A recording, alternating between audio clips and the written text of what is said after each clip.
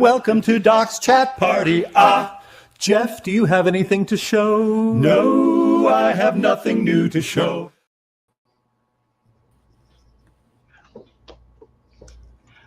Missed a button. That one. Guess where I've been? That's right. Yeah, the FabFest. Yes. I've been to Charlotte, North Carolina. Ooh, been to the FabFest. Me and Beatle Brad and Robert P. have been wandering around the FabFest in Charlotte, North Carolina. And you know what the best part of it is? What? It's free. Ooh, that's good. I like free stuff. Free is very good, especially like when you go to the one in New York and it's like that'll be $135 admission. But yeah, free. It's not near the sides, but it's so we made a day of it. You know? Glad you had fun. I like to think we did. Mm-hmm. You know, there was what do you call it? Artwork to look at, and there were 3 rooms of memorabilia, like walking into Mikey Rigula's house and going from room to room type stuff. And what else did we have? Oh, we had bands playing. We had Ringo Bingo. We had Bruce Spicer to sign his autograph and talk to you. And yeah, same idea as Beatle Fest, where, you know, like, gee, there's not a lot in the marketplace to buy, but you got a shirt. But otherwise, you know, a couple, what do you call it, panels. Went to a couple panels. They were good too. So not bad for free. Yeah, that's good. For free. The best part, it's free. Free. Yes. Free. We went to record stores on, okay, wait a minute. Thursday, we went to a flea market. Big, huge one. Up and down the aisles. We never did finish it. Up and down the aisles. And Friday, we went to record stores. Just driving around to record stores. And on Saturday was the fest. So anyway, hey, maybe we should say hello to you guys. Hello, that's Jeff Kendall. That's Tim Allen there. And Lolly Perry says, you don't know how late it could have been. Yes, I'm just home. Just home. My clothes are still in the car and all that kind of fun stuff. And FitToBe TieDyed will be late. He'll be the late one. will be here, but he'll yes. James Charlie said, hello. And I forgot who this guy really is. But anyway, he enjoyed the Fantasticon video. Thank you. Thank you. Yes. I forget who this guy is now.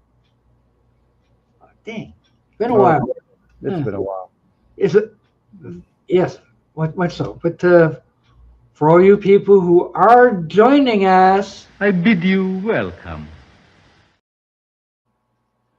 Yes. Okay. I got that to work. Okay. Now I got to scroll down to the bottom. Okay. And click this. What does it say? It's Michael. Oh, hello, Michael. Hi, Michael. Sorry, I haven't seen that MPTM. Okay. Yeah, hello. Wait a minute. Come on, scroll. Scroll. Is this thing not working now? Come on. 1 week away and already forget how to work this thing. Hello. Enough of that. Okay. So, being that I don't remember how to run this thing after 4 days away, wow. Oh, thank you, Lee. Welcome home. Yes. Just got home. Just got home. Half of my stuff is still in the car. Running up the stairs and turn the computer on. Yes. I didn't have enough time to even make a commercial or death of the week or any of that. We'll have to wing it. I suppose. George here. Hi, George. Hello. Yes. Yes. So Beetle Brad and I had a wonderful time. Mm-hmm. We did. And we were I two have to squares. ask you a question, Yeah, we a were two burning squares. question that's been on my We mind. were yeah, I know. We were 2 squares away from Ringo Bingo. Yeah. Okay. What is your Wow. question? Oh, that's. Did you play with trains? Yeah. I'll tell you about that when I remember to tell you. Look, first Gur is here. Gur's here. Yes. And Messer is there. What's a good word? And have. Yes, Doc's home. Are you eating, Mr. Gur? I are. All right. Okay. Okay, that's fine. Yeah, I was too, and I'm gonna finish. So I'll be here, but I'm going to finish my food. No. We have 2 Or it gets people that cold. are here, and 2 of us are here, so that's fine. Did he play you? You mean oh crap, Carnival Right. Oh, something like that. Carnival Yeah. White. No, he did not. We didn't have time really. No, it was like we'd go out for dinners and come home and just sit and go. Time for bed. So yeah, I forgot what Tim's question was already.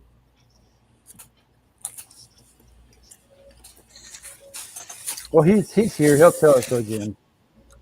I've got food in my mouth. Hang on. Lucky Beating. This is what happens when My people. question was, did you play with trains? Oh, okay. The train story. So we're looking at the trains, and he's pointing out all the stuff.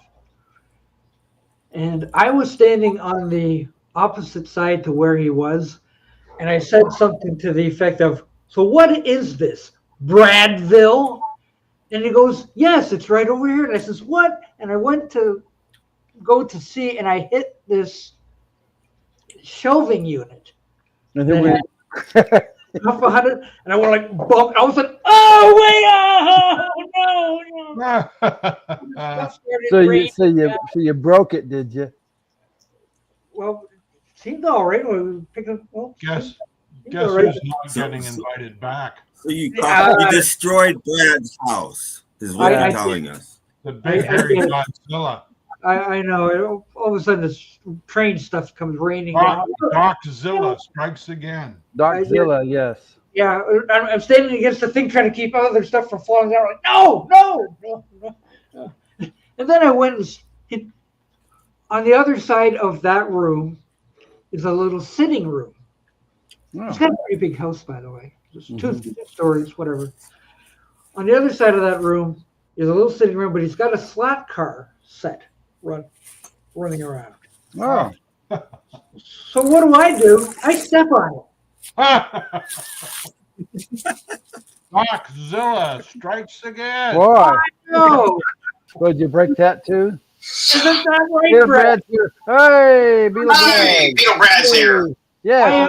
I am dangerous. So have you assessed all the damage, Brad, or are you okay? Yeah. It was mad. Doc, do you remember the Seinfeld episode where they talk about how you can't teach grace?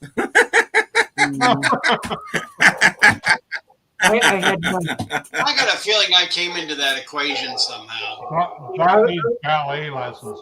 Yeah, they were asking about, did you see the trains? And I said, yeah, I knocked the stuff off the shelves and stuff.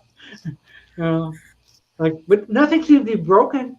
Was the good part, right? No, nothing was broken. I'm trying to figure out how this works. I got the wrong plug. I was going to try a new microphone, but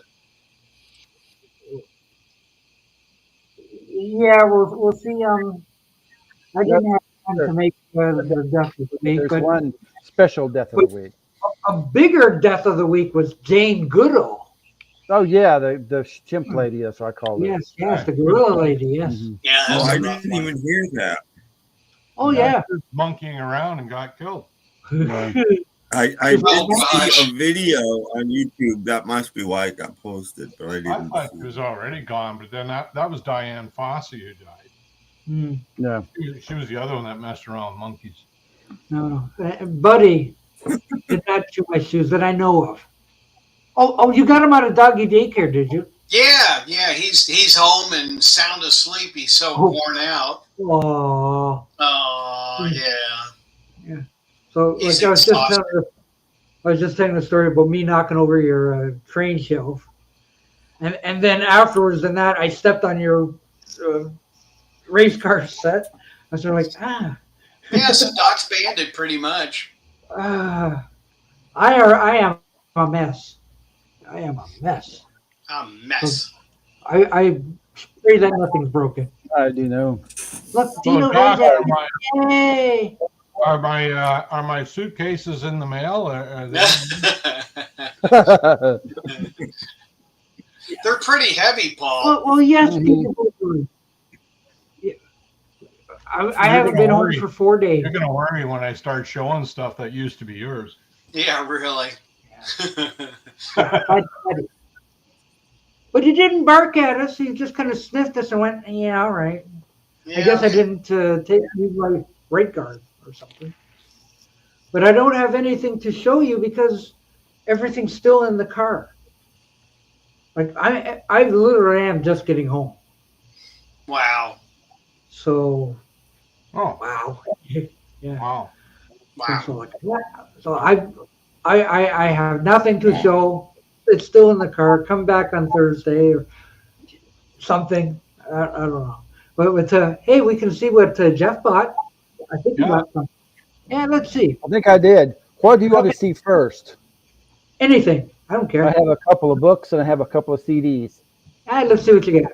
Okay, well, first of all, I found this on the thrift book site. This is a bio of Mick Fleetwood. And of course, that's what he looks like now. That's what he looks like then. You know, his first wife was Patty Boyd's sister. I've read that. Yeah, interesting read. That's cool. And also, I like reading about famous movie directors. This one's called Hitchcock's Notebooks. Ooh, about this guy. Yeah, Alfred Hitchcock's Notebooks. And I got a couple of CDs. No kidding. Let's see your CDs, Jeff. This one just came in. I got Secret Messages by ELO. I think I lack, Doc, the one after that one, and that Zoom and ELO #2, and I have them all. Ooh, you have one more than me even. Yes, and then I was in my Goodwill, and I found the very best of Van Morrison for 99 cents. So, 99 cents. So yes, I like 99-cent things. So that's all I have so far. But I have more stuff coming for soup next week. Very good. All right, thank you.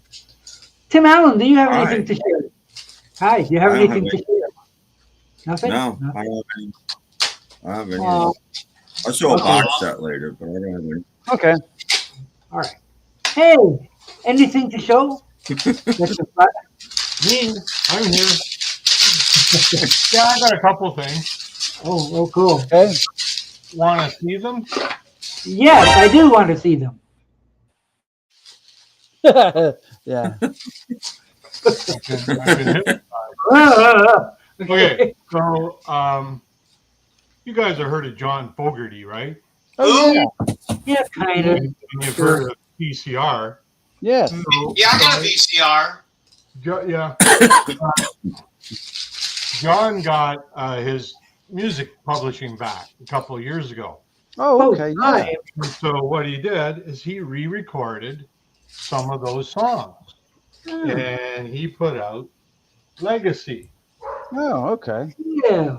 Because he got the royalties back, he got the publishing back, and so he, with his kids, like his kids are his band, so they re-recorded songs, and there's the songs they re-recorded. Mm-hmm. So it's pretty much CCR's greatest hits without CCR, just John Fogerty, which really is CCR. Mm-hmm. And so Legacy. So I haven't heard it yet, but I just thought it was pretty cool. And I love the inner sleeve because it's all, John Fogerty through the years. Mm-hmm. I've always loved this photo here. Oh, yeah. That's from that was in Pendulum. That was the gatefold of Pendulum, the CCR album. I've always loved that photo. I thought it was a great photo of John. Anyway, haven't heard it yet, but it'll be good because it's John Fogerty. And there's the label. Oh, okay. Mm-hmm. Nothing It is fancy. a label. Black vinyl. Well, sorry. That's right. Tim says. This is kind of neat. I won't read it to you, but there's a nice little note that John wrote here. You see, I got his autograph now.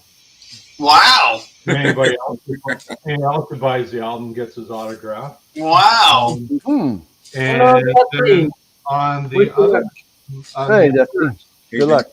on the other sleeve, his wife wrote this. It's Julie, his wife, and then his two sons just gave little notes on that as well. So kind of nice little sentiment being expressed there.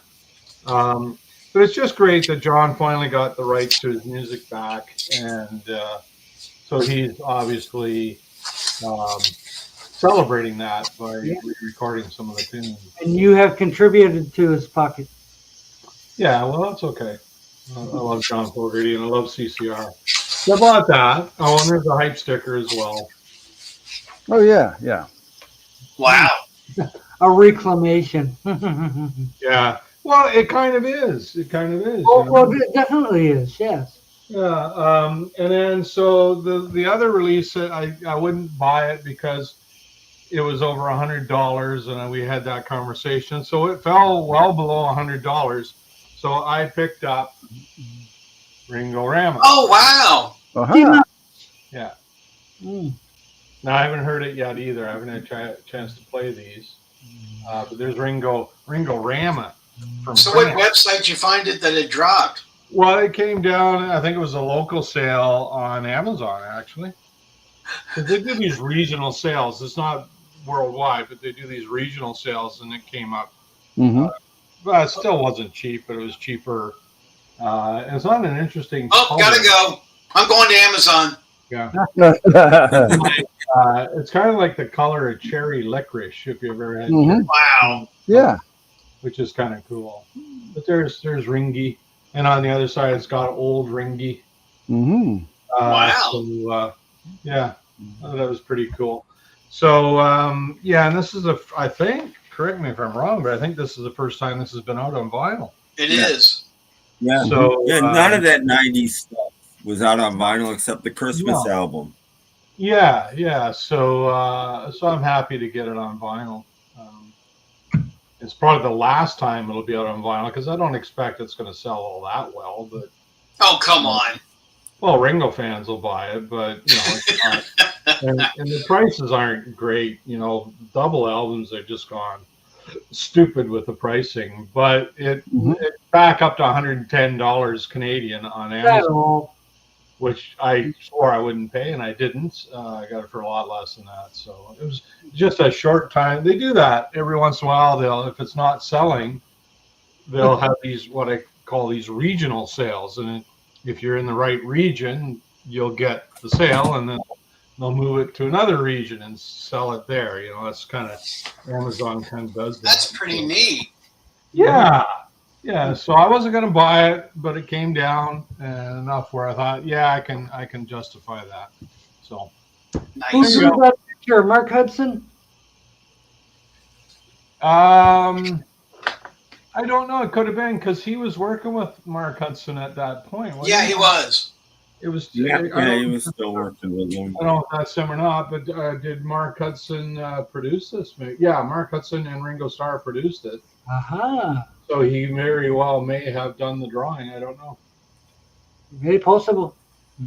Yeah, I don't see immediately. Yeah, I don't know if anybody's heard, but Ringo's Choose Love is coming out on Record Store Day. It Cool. is. Yes. All right. Well, I think I've already got that one. But, yeah. So that's And that's my- never been out. Why? That's never been out on vinyl. No, Okay, no, then no. I don't have it then, so I'll be looking forward to that one. As long as it's not $110. I I saw don't you. know. I have no idea. You were opening a box. I changed into Beetle Brad at some point there. I don't know what happened. But What's that, Paul? I changed into Beetle Brad. I used to be Yeah. him. Now no. Brad, I'm opening my mail since I had company all weekend, so I'm opening mail. Yeah. Okay. Yeah. Open one. See what you got. Be So careful. this one I just opened. Mm-hmm. Unboxing. Unboxing. And this is what I just got, which is really neat. I'm excited to get. It's the green one. Yes. kind of Wow. looks like one of those rolls of poo bags for your dog. Not for the price of this, it would be. He's got Beetle poo bags. See, and it unlocks. So what is it exactly? And There's something in then it. you take your nice picture sleeves and you just put them right over that post. It's a toilet paper dispenser. Yeah, it's a toilet bowl holder. Yeah, yeah. So yeah, so while you guys were talking, I opened that, so that's kind of neat. Mm-hmm. And then I also got this, which I haven't seen yet. It's So a cardboard box. you get to see it with me.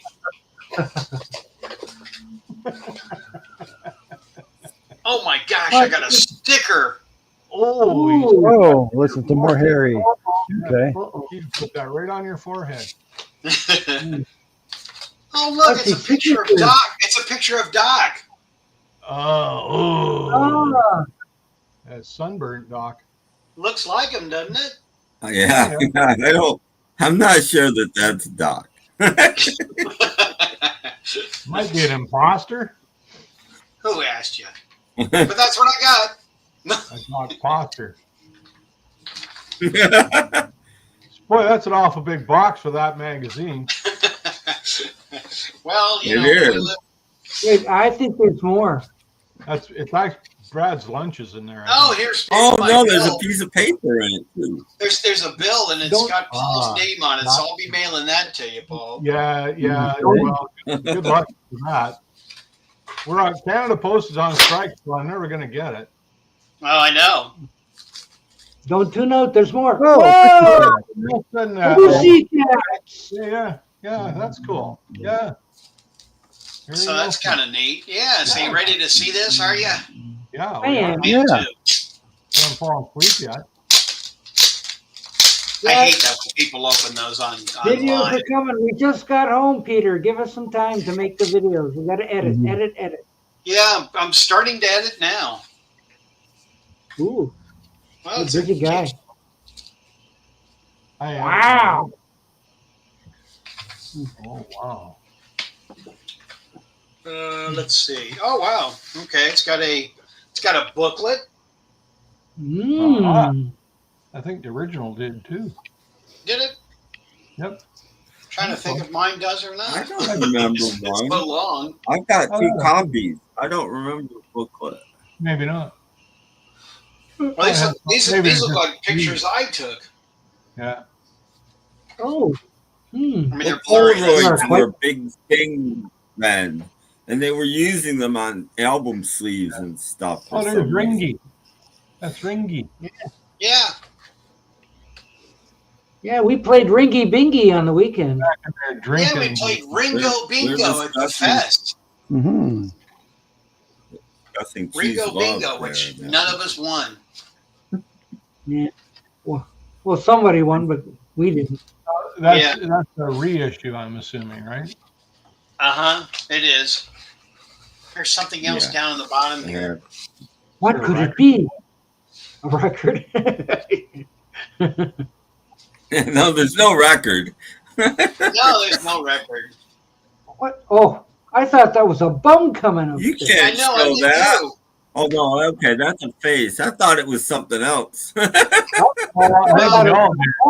Yeah, kind of much. Yeah, right there. That's what it looked like when I Forehead. started with it. It's like I don't know if I should be Yeah, showing I thought it this. was something. I was like, whoa. Well, there was two virgins or something like that. Yeah. Yeah, two surgeons. Look at that. Oh, man. It's black. And back again. A square record. So you ready?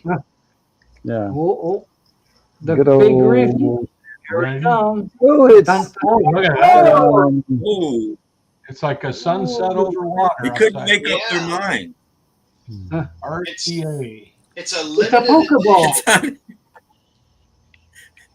There should be a hype sticker on the cover that yeah. says, on indecisive colored vinyl.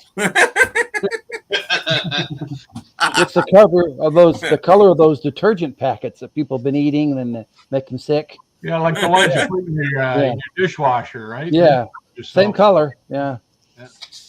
Ooh. So just real quick, let me grab Okay. this other. I don't have that album. Transmitter. Of course, I was never really a big Nelson fan anyway, but I don't have that album. So this is what we went to. Okay. Oh. FabFest Beatles. Ta-da! A hard B. Good thing you have yours because mine's still in the car. Yeah. And And Doc said it was free. Like I could go. Yes, it was free. Yes. see, this is how I did it. The Ringo Bingo. Oh, well, you Oh, got there close. it is. He's got it. You got Yeah. close. Yeah. A couple, I think I all we should needed circle was the over a rest. dime. No lower band. I think I should circle the rest of them and then go call it in and tell them I won. Yeah, that'll work. Yeah. Yeah. Sounds good. Well, that's And what you the want with prize. stencil. The prizes were phenomenal. Could you win Ringo Rama? I was underwhelmed. They had buttons and they had T-shirts. Oh, they did have Bruce Spizer's book. That was one of the grand prizes, but it's going to go first, of course. Which book? Oh, Um, the best one. where is it? Hmm. I'm looking. Please stand by. He's lost it already. Yeah. This is gonna take a while. Oh, you got it. You got it. Let's see. It's It's this one. Oh, okay. that Yeah, one. yeah, I got that one. Yeah, That's the latest one, isn't it? just got it. Yeah, Yeah. and I even got it, which is kind of cool. That's Got cool. it signed by think Bruce. that completes the series, right? He's got everything now all the way up. Yeah, to he's going to quit doing the Beatle books in this one, and it's kind of neat. He signed it. It says, "To Beatle Bread, please leave me alone. I can't stand." Oh, yeah. that was John Oates who wrote that. Yeah, really. And There we he go. wrote it in less than 10 seconds, which is amazing. I was amazed with that one. Amazing. Took a Amazed. speed writing course. Good for It's him. got, if you hold the names up again, it's got Piers Hemingston in it, who's the Canadian kind of expert on Beatles. Yeah. Piers is a good Pierce guy. wasn't there. He's a good friend of Doc and me. More Really? Yes. more me than Doc, Yes. but won't get into I, that. I don't know about that. He and I got pretty chummy. He's a nice guy. I haven't met him in person actually, but I have bought records from him. Oh, I'm ahead of you then. Oh, we talk all the time on Facebook and stuff. I got the promo to this over here, the promo stand up. Mm-hmm. Oh, that's kind of neat. So anyway, that's Bruce's new book. Yeah. So Yeah. But that's cool, Paul. You already got it. Yeah. I got it about a month or so ago. I think I got it off Amazon, but yeah, I haven't read it yet because I got it. That's part of my retirement plan. I want to read through all of them. Now that they're all out, I'll start with Please Please Me and just work my way through. Oh, it's even got a centerfold. Rrrr. I know it's like Yeah. This is actually a promo stand up. I'd really love to have. Mm-hmm. Mm. Get Robert P to make it Oh, one. Yeah. Yeah, there we go. Do a miniature one. Robert, now that you're home. Do one like quarter scale or something. That'd be cool. But no, I saw one of those a couple of years ago, Really? and it's a big, stand up promotional thing, and it was $3,000. One of the I don't know if it happened in the States, but one of the Beatle rarities is Ticket to Ride. The single came out and it said on the label from the movie 8 Arms to Hold You. Yeah, that's right. You're right. They all do. They never changed it. Even the reissues on the blue Starline label, they all say from the film 8 Arms to Well, Hold not You. in Canada, they fixed it, but Well, maybe not. They never fixed it in America. Every single still says from 8 So Arms even to the Hold You. Starlight says it, Tim? Yes. Wow. They all say it. They I didn't never know fixed that. it. It's kind of funny, Yeah. really. when you Think of it. Yeah. Amazing. Here, I got something I wanted to show Brad. I wondered if he had this. I found this at a record show a few years ago. I was like, I should probably pick this up. Pussycat in quad. It's a quad. Oh, wow. copy. I've got the original press, but I don't have quad. That's I have neat. an original press too, but I have a quad still in shrink. It's not a gatefold. It's just just not quad. a gatefold, but it's just quad. I don't remember if it has a special label. Oh, it says Quadradisc on the label. Other than that, it looks the same. Oh, Can't live if living is without that. But yeah, so yeah, I've got Pussycats in quad. I like what Paul said. That's really nice in quad. So yeah. Here, Yeah. hand it to You me. need 4 ears to really appreciate that, though. Hand it to me. Hand it to me. Hand it to me. You need 4 ears to really benefit from quad. Yeah, really. Got to get a pair of those headphones with 4 muffs on them. Yeah. Actually, it wouldn't be a pair, would it? It'd be a Quad, that's pretty cool. It'd be a quad of headphones. Yeah. No, that's happy I'd to never get seen it's the only copy I've ever seen. And it was only like $5 too. It was really cheap. Golly. Oh yeah, I'd be cutting a slot in the side of that thing, Brad, and put toilet paper in it. You just pull it out. For what I paid for this toilet paper? Oh, yeah. Well, it'd be unique. Nobody else would have it. Well, if it was about 5 years ago, you'd have paid more for the toilet paper than that. That's true. Yeah, Tim, you're right. You know, it's pretty cool. Now, what's the next? You should get the 45s and fill it up. Like that's the next step, right? Put all the 45s. Yeah. That'd Well, be I belong to the 45 month club, so they'll be sending me 45s every month. So yeah. So I assume that's like an American thing, right? It's not. It's not UK. People think that it hurts 45s to store them in something like that. It really doesn't, because they have the edges are thicker and the middle's thicker, so the grooves never touch each other. They don't so it ever doesn't touch. hurt 45s. And they're designed that way like because you used to stack them, right? So they're actually designed that way. Yes, exactly. So these people that say, "Oh no, that's bad for 40," it's not bad for 45s. That's why you can look through these people. You can go to a flea market and see these rows of 45s with no sleeves or anything, and a lot of them are in remarkably nice shape. And you go, why? Because they're just pressed up against other labels, and if they've been there for years and nobody touched them, nothing's going to happen to them. Yeah, and that's why when you get them, the labels are sometimes worn worse than normal because the labels are what touches, right? So yeah, exactly with the record. And you know, folks, they don't talk about this stuff on other channels. I just want to throw that out there. No. Yeah. You get information on this channel. We like to educate our viewers. We're educators. Yeah. I resemble that remark. I'd show you what I know. While we're on the topic of the Beatles, I've been watching the old series, The Prisoner. Okay. And the McGowan, Patrick McGowan, and there's one scene a couple of different times. It was maybe the third or fourth last show. He walks into a record store, and on the back wall, you can see a copy of the UK version of Help. Wow, really? Stuck up on the wall. Yeah, it was really cool. Yeah. And then in the last show of the series, he's walking through this, like they're kind of underground. So he's walking through this corridor, and they got all these jukeboxes for some reason. They're playing "All You Need Is Love," and it's the Beatles. Like it's not somebody doing it. It's the Beatles. So this was in '68, right? This is when that was filmed. And on the jukeboxes, you can see on one of them, you can see the cover of Something New is on the jukebox. And then another one, it's got the cover of the Beatles' second album on the jukebox. You can see it. That's cool. Plain as day. They're sitting right there, and I'm thinking, so Patrick McGowan must have been a Beatles fan.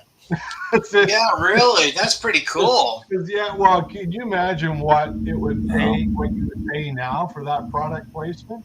Like they'd pay a fortune to have that now, and having the actual Beatles version of All You Need Is Love playing in the background, like they'd pay millions for that now. Like it would just be we wouldn't be able to do it. They wouldn't be able to air it. They wouldn't be able to air it, and even if you got the rights, you'd pay a fortune for it. Yeah, exactly. Yeah, so you ever watch for that stuff. It's really cool. It's really fun. That's neat. I watched the commentary for the movie The Commitments. Anybody ever seen The Commitments, about an Irish band that decides to do soul music? Really good movie. Really good movie. But in one part of the movie, the band manager goes, bum, bum, bum, bum, bum, bum, bum, bum, bum, bum, bum, bum, bum. That's all he does. And the director of the commentary said, we paid more for that than all of the music in the film. Wow. Really? That was more expensive than all of the rest of the movie music in the film. And it's a musical. That's just Les Marseillaise, that's the French national anthem. Yeah, but they claimed it for All You Need Is... Yeah, I know, but they claimed it for All You Need, and he's like, we paid more for that than... Yeah, because the Beatles recording of it, Yeah, that's something. Ridiculous. Yeah, it is. No, it's not something. It's not something. It was All You Need Is Love, Brad. Yeah. Boy. Can we replace Paul? Can we get somebody else? I want to show Brad this. I've showed you guys before, but I don't. Brad wasn't here. I want to see if Brad has one of these. Uh-oh. So Brad, I found this at my thrift store a couple of weeks ago. Oh gosh. For $1. Okay? It's not in great shape. There's writing on it and stuff. It's not in great shape. But I opened it up, and you won't be able to see this, but it's the Love Me Do. It's the first version. It's the Love Me Do BS I Love You version. Wow, yeah. So it's completely legit. But then I turned it over and looked at the back. And guess what I saw, Brad? Oh, it's the VJ logos, or well, just show them. It's the blank back, Brad. I've never seen one of these. Do you have one of these? No, not the blank back. I've never met anybody that owns one of these. Even online. I don't know any. This has got to be about the rarest American Beatle album. It really does. Mm-hmm. Marv has, and I found it for $1 in the thrift store. Unbelievable that you can do that. Unbelievable find. This is all tape residue and stuff. Like I said, it's not in great shape, but it's the Beatles. I still think somebody peeled it. I think it's just a peel. No, they just fell off. There was still one picture on it when I picked it up, and it fell off. They just fell off over time. It's always incredible what you find in the thrift stores, Tim. I mean, Tim's like, look at this. People, my jaw dropped. When I flipped it over, I just went, you've got to be kidding me. Wow. So I just wondered if you had one, because I've yet to find anybody that I've never even seen one. Stocking stuffer. You ever seen one, Brad? Have you ever I've seen one in a book, but I've never seen one as somebody showing it. I've never seen one in person, because this is the first issue of that album. This is the very first Beatle album that came out in America, right here.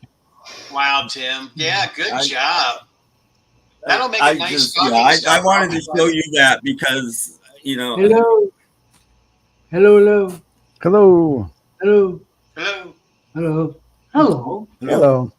Put it on your list for when you go visit Tim, Brad. Yeah, that is.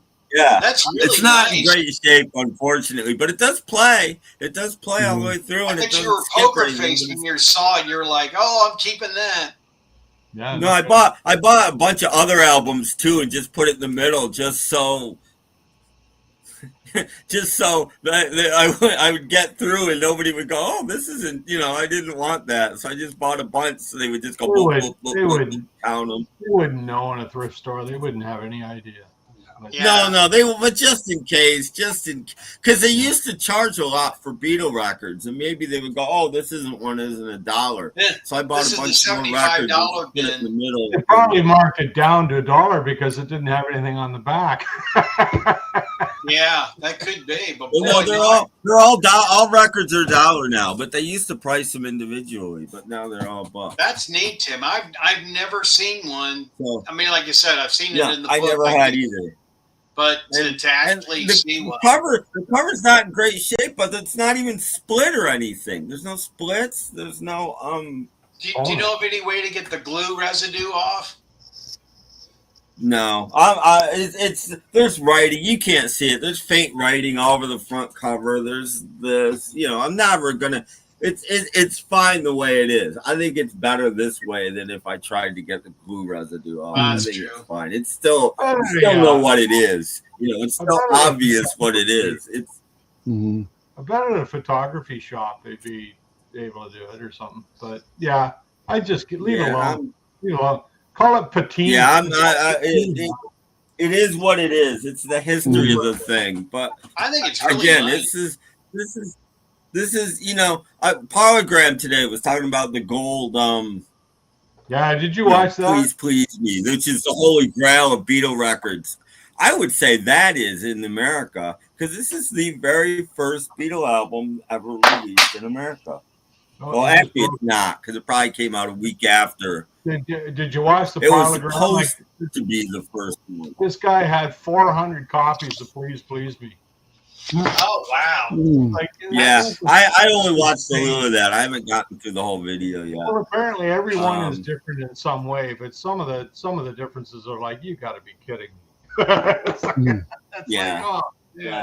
No. Unbelievable. This one skips on track 3. This one skips on track 7.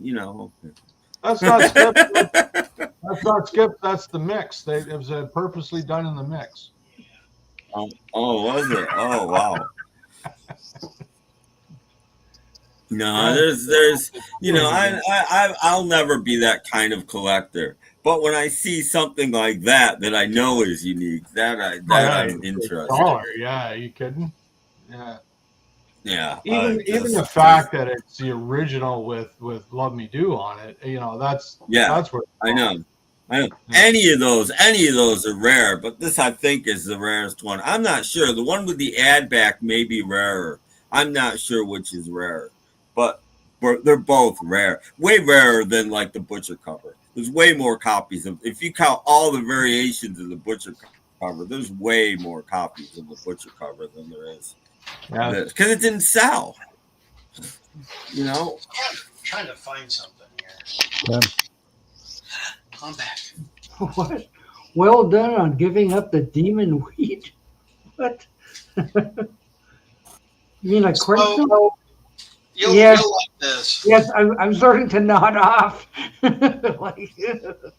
So You're not supposed to notice that. not going to say who it is, but someone in the YouTube vinyl community said to me, "Oh, if you buy this stuff, it'll clean your albums beautifully. It'll really, take, like pen marks off and, pencil and all that kind of stuff." So I sprayed just a little bit in the top corner of the album. And it took the ink off. It took everything off, right? I'm guessing it took everything off. Yeah. Oh. uh-oh. Isn't that beautiful? Oh, I was so mad. Not a good But isn't that something? Goo Gone. Don't Goo Gone is about the only thing you don't can. listen. Or like letter gun. Don't listen to. just leave them. You know, I consider them autographed. You know, I consider this album autographed. Somebody wrote Evans on it. They autographed. I watched it bubble up, and I watched it starting to fizzle. You know, so it was bubbling up and fizzling, and I'm like, no, you know. So these are unauthorized, but let me show you some alternate covers. All right. There's one. Mm-hmm. But these are kind of neat because they actually put the record in it and all that. Well, it's good to have the record. That's always a bonus. Yeah, but it's kind of a cool cover, I thought. Makes it easier to play it. Here's the back of it. Yeah. But no, I just thought that was kind of cool being VJ, you know? Yeah. Mm-hmm. So, and here's another alternate cover. That's from the Bobby Sox guy, right? Yeah. No, I don't know if this is him or not. I'm not sure. I don't remember. Oh boy, if I got a glare. Glossy. Yeah. But then, they did this for the, actually a couple VJ albums got out like this, but then there's the back of it, which was, I thought Tim was going to show this. Yeah, that's the ad back. No, I think blank back might even be rarer, but I'm not sure. I need to do my research. Yeah, but that's kind of cool. I think the back bacon is the rare. But, So you ready for the best one of all? Oh, yeah. Yes. Always. Look at that. Ooh. Yeah. That's the same guy. Sorry about the glare. That's the same guy. Yeah, it is. I can't remember if this is colored vinyl or not. Oh, yeah, look at this. Oh, it's black. Yeah. Ooh, I hardly see them anymore. I know. And it's black on both sides. Seems these days are funny VJ label it's on. Yeah. These days. So black are getting rarer. Yeah, they are. But yes, that's kind of neat. Mm-hmm. And it came with a cool little Beatle sticker. Hey, oh, okay. Ooh. Oh, Joel Patterson. Hey. Yeah. Or as my dad would call him, Joe Banana and his bunch. Music with appeal. Yeah. banana peel. So you guys all need to help out Doc. He spent a weekend with me. Control yourself, Doc. Control yourself. He's a little tired. He's a little tired, Doc. Doc. I think it's catching up with me right now. Yeah, it's okay. But did Doc have fun though? Oh, and immense fun. Immense fun. Immense fun. Yeah, I was telling like the first day we went to that antique mall thing, up and down the aisles, pointing and laughing and look at this and all this stuff.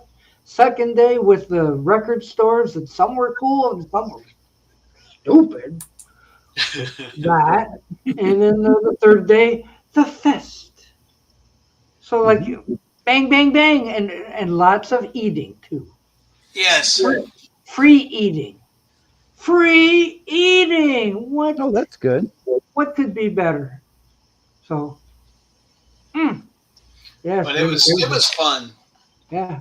Joel Patterson is a really good guitarist. I hope so because there's 4 of them.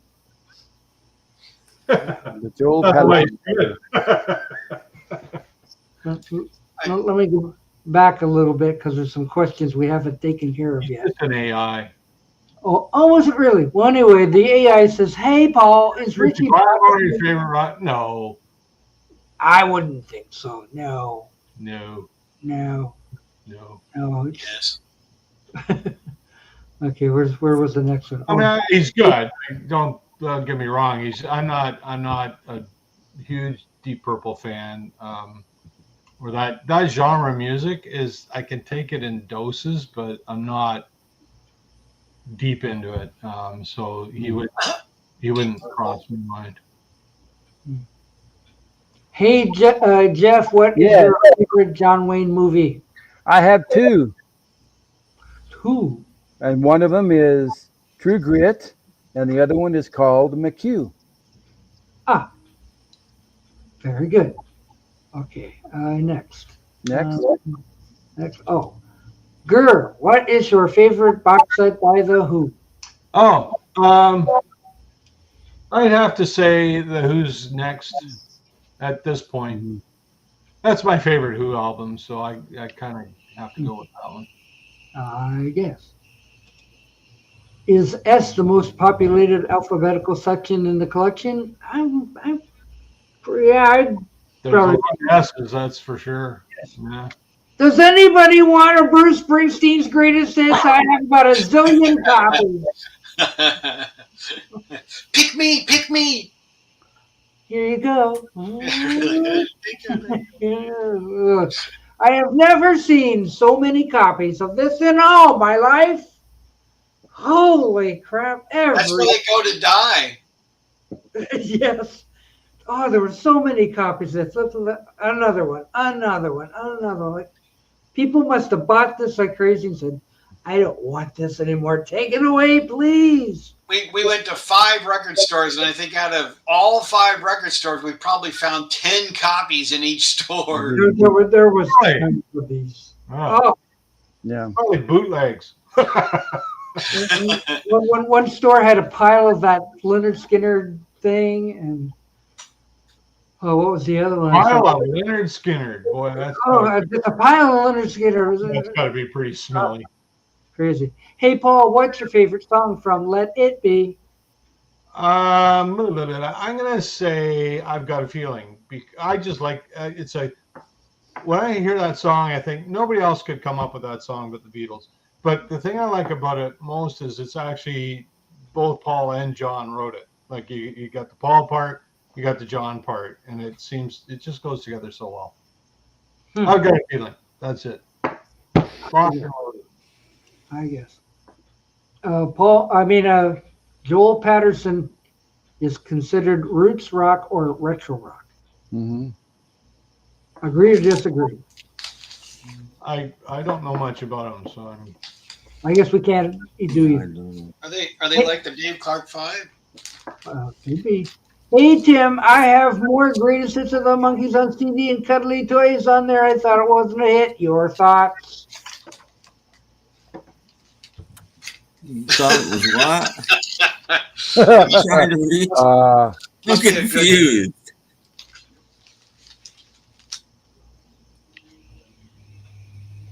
It's an No, album. it's fine. I kind of like Harry's version better, but it's fine. Mm-hmm. It's fine. It's fine. Not one of Monkey's best, but The video's better. I like Daddy's song better. Davey did 2 Nilsson songs, and Daddy's song is my favorite of the 2. But wait, we have another Tim question. Another Tim question. What is your favorite Western movie? Go. God, that's hard. There's so many. Mm-hmm. Probably The Searchers, but there's so many. I mean, but that's leaving out all the spaghetti westerns, and there's just. I always liked. For me, I always liked The Outlaw Josie Wales. I thought it was a great movie. Mm-hmm. How about you, Jeff? I'd have to choose Winchester 73 with Jimmy Stewart and the Long Riders. You know what else is a really good movie? I always if it's on, I always watch it. Is Silverado. It's just fun. Yeah. It's just a fun movie. How about you, Doc? You got a favorite movie? I like the Silverado truck. Oh. Yeah. My old Blazer was a Silverado. Okay. By the way, Jane Goodall died. Yes. My favorite movie was Everybody Eat a Banana. I watched a movie. I watched a little clip on YouTube. I didn't know she died, and that probably is why somebody put this up. She was over 90.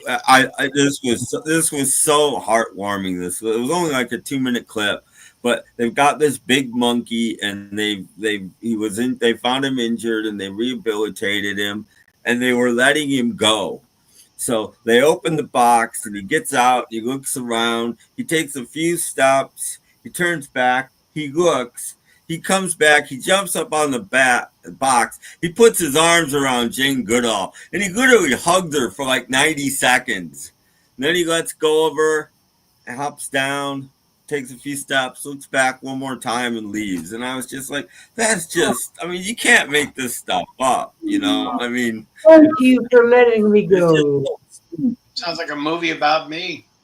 No, I mean, it was just so sweet. And this was, Jane Goodall was old at this point. You know, this was fairly recent. Well, she was 91 or something when she. Yeah, when she passed. Yeah. Mm-hmm. Yeah. 91.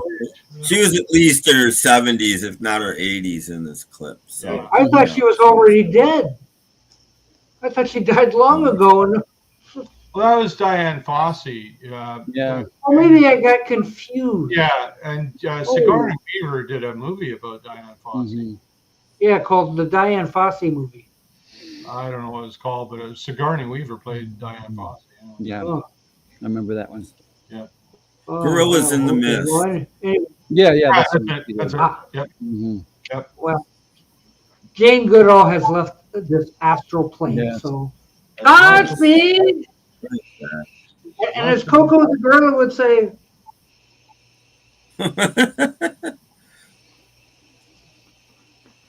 do I like Robin Williams? Well, he doesn't do much anymore.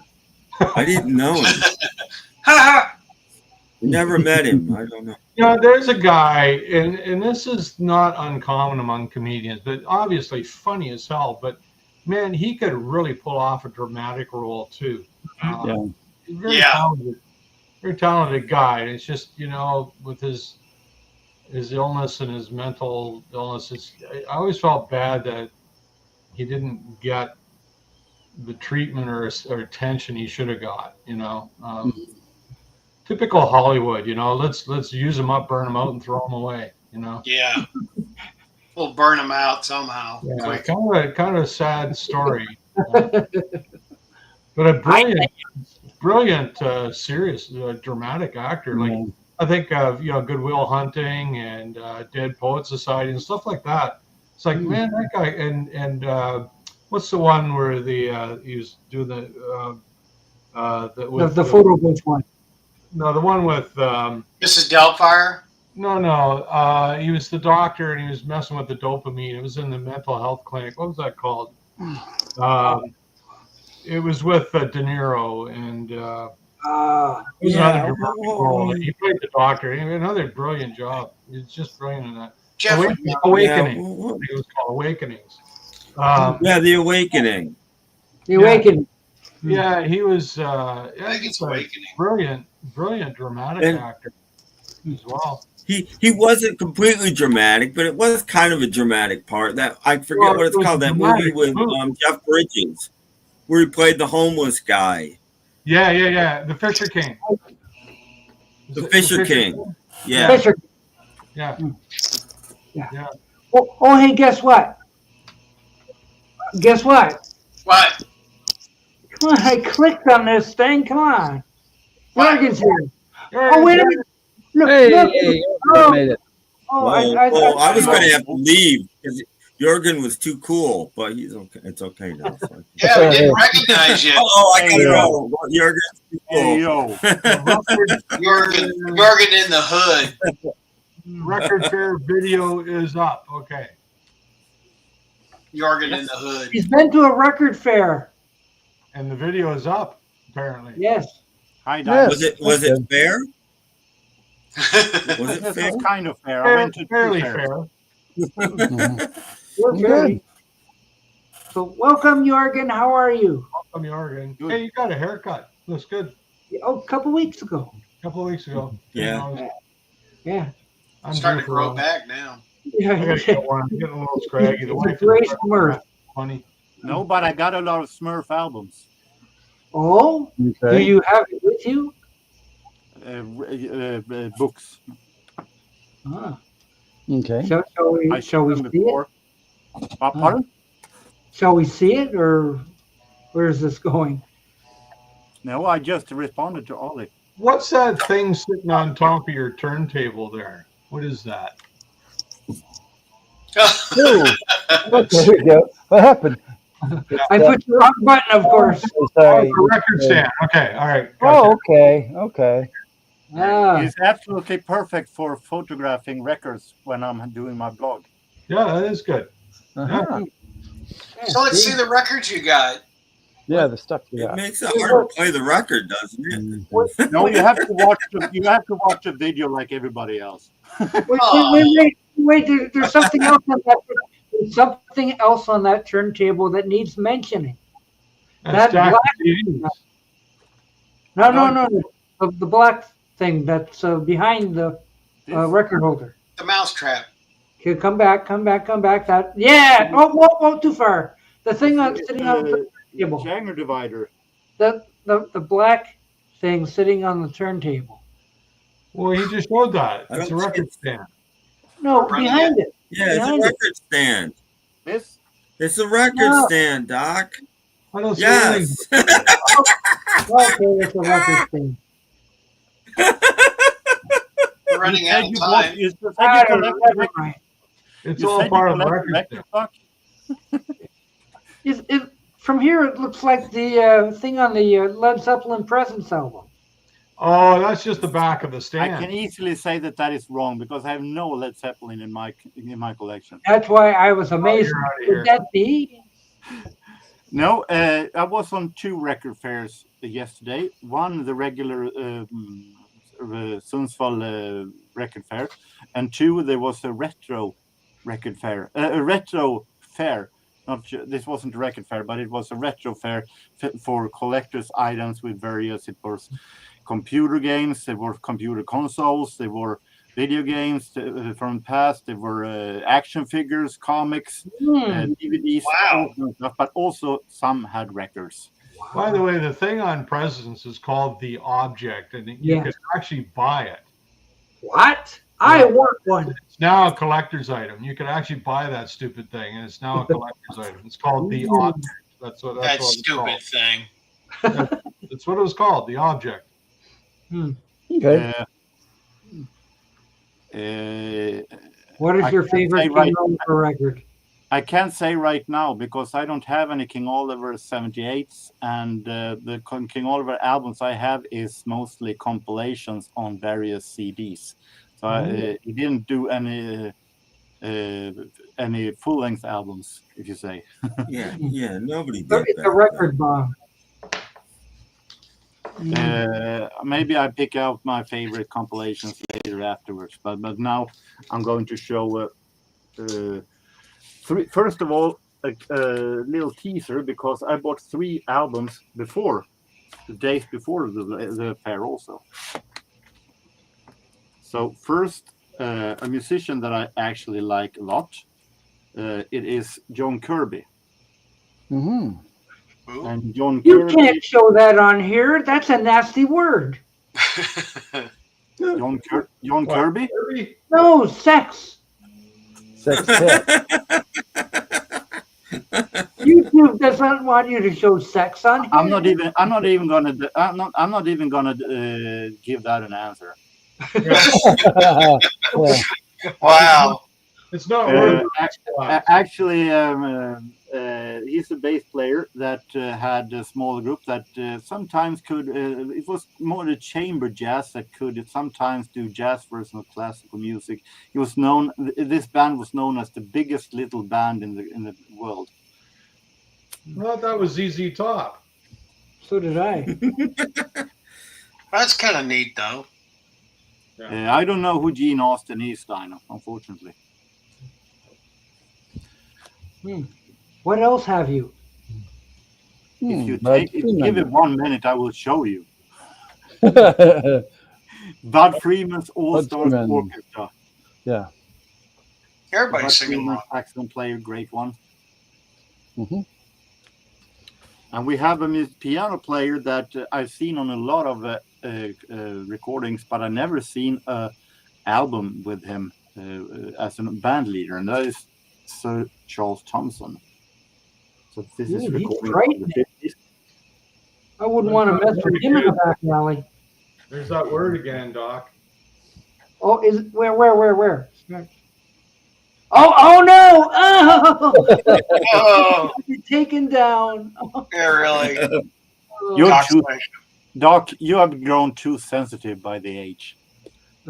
Well, I just don't want any strikes against me on YouTube. I Yeah. think the problem is he hasn't. Now we grown. go to the record fair.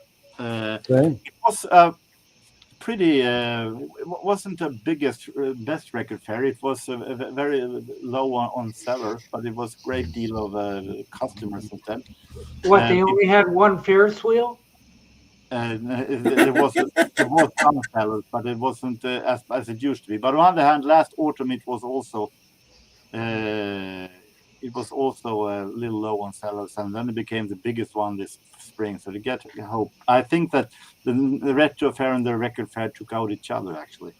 45s, a Rod Stewart. Oh, Rod. Okay. Oh, wow. And, Outer Water album. Lend me your comb. This is a house singer that came in the British house era in the late 80s, beginning of the 90s. CC Pennington, and we got a love thing. Bang, Bang, bang. bang. Mm-hmm. Look at that word, Doc. Did you see that word on that cover? Oh my goodness. Bang. Bang. Bang, not thong. Bang. Bang. This is a British comedian that I actually never heard of. That was Wild Fang. Okay. Who is I it? bought it. Yes. Go ahead. I bought this because I thought it was in the category so stupid that it is actually funny, but it was an interesting comedian. Okay. I never heard him, so I can't answer that. But it was a British comedian that I never heard of actually. It was an impersonator also, Billy Howard. He had a minor hit with a song called in the UK called King of Cops, where he impersonated different kind of TV cops. Oh, look at all those cops. I've heard of 3 of them: Cannon, Colombo, and Kojak. Book them, Daniel. Mm-hmm. McLeod, Ironside, and Steve McGarrett. I have no idea who they were. Well, Steve Garrett was Y50. Mm-hmm. Okay. Yeah. I was like, Ask Doc about why is Erica Barry Sonsonate. Manson on there? Well, that's iron. As you understand, these are not the original ones. These impersonating all of them. The humor got a little over my head since these are series past before my time. So Yeah, you're assuming it's humor, but that's okay. it's supposed to be humor. I'm not sure. I will keep it because it's very fun to have, but I'm not sure if I keep it in the humor section or the cult section. You put it in the disco section. I think it's humor. Yeah. Humor's good. Full length when it comes to Humor yourself. there was actually one that I've listened to quick peeks of all of them, but one. Yes, I like Miles Davis before the Sketches of Spain album. Afterwards, he became a little too more modern and free jazz for my taste. But before, when it was more jazz in the 50s and early 60s. He also likes Betty Davis. Pardon? You also like Betty Davis. I haven't seen much of her, no. But she's got nice eyes. No knock against his musicianship, but I saw an interview of Miles Davis in his older years or his later years. I mean, he was really full of himself. Ooh. Oh. I really hated when he started to do these kind of versions of modern pop songs, when he did the Time After Time, and when he did those kind of, it wasn't a little stupid. Time After Time, but that was rough. Mm-hmm. But I listened. One album I listened to is entirely. The rest quick peeks. And the one I listened to, I was very kind of disappointed, which actually breaks my heart because it's one of them that I paid the most for. Oh dear. I like the Isley Brothers. I like this one. Okay. What, the Village People? I like this one. I like their 70s stuff. The Big Family. I thought this actually was from the 70s also. So I bought this Brothers Isley for $5. Such a Star Wars even though it thing is here. also a cutout. But it turned out to be 1969, and it was more of a where they tried to do James Brown funk with a lot of stable funk, 60s funk with horns and melodies that was more about the rhythm than doing a nice, interesting melody. I'm not a lot of oh yeah, ah! I'm not too fond of that. I feel good. Exactly. I'm not too fond of that. So I was a little disappointed. I don't think this will stay in the collection. I thought it was a little bit disappointment. Maybe I call it and put an similar price tag on it. I'd be afraid of the Isley Brothers, and you know why? And Brad, wherever you are, you know why. I'm here. We watched an early performance by the Isley Brothers on Ready, Steady, Go last night. Yeah. I'd swear the one pulled out a gun. Yeah. And there, the three of them were on stage, and he's brandishing a gun. He's waving it around. Like, what the heck is that? That's nuts. It was a water pistol. We had to pause it to see what it was, and it was a gun. It's a gun. Yes. Craziness. So they didn't stop the show, and everybody just kept dancing. I forgot what the song was, but it was I something. don't remember what the song was. It probably wasn't a real gun, but you got to remember, I mean, everybody had guns and played with guns and stuff till like the 80s. Well, don't pull out a guns on stage at a teenage thing. What? No. To respond to You did. No. To respond to Dino's question, I only like one James Brown song, and that is "Living in America." So I don't like an entire album. I don't have any album by him. One of the Isley Brothers might walk in behind you and tell you off for being critical like that classical composer did that time. Okay. When you go to the fairs, the shows that you went to at the fair, are most of them all pressings from your country, or are there other imports or from other countries too? To be honest, if it doesn't Peter, no, I don't remember. Look me shaking. Whole lot of shaking going on. To be honest, when it comes to if it doesn't say on a different language on the cover sleeve, I don't look for that because I collect for the music, not for most other stuff. What? He grabbed the CD out of your hand?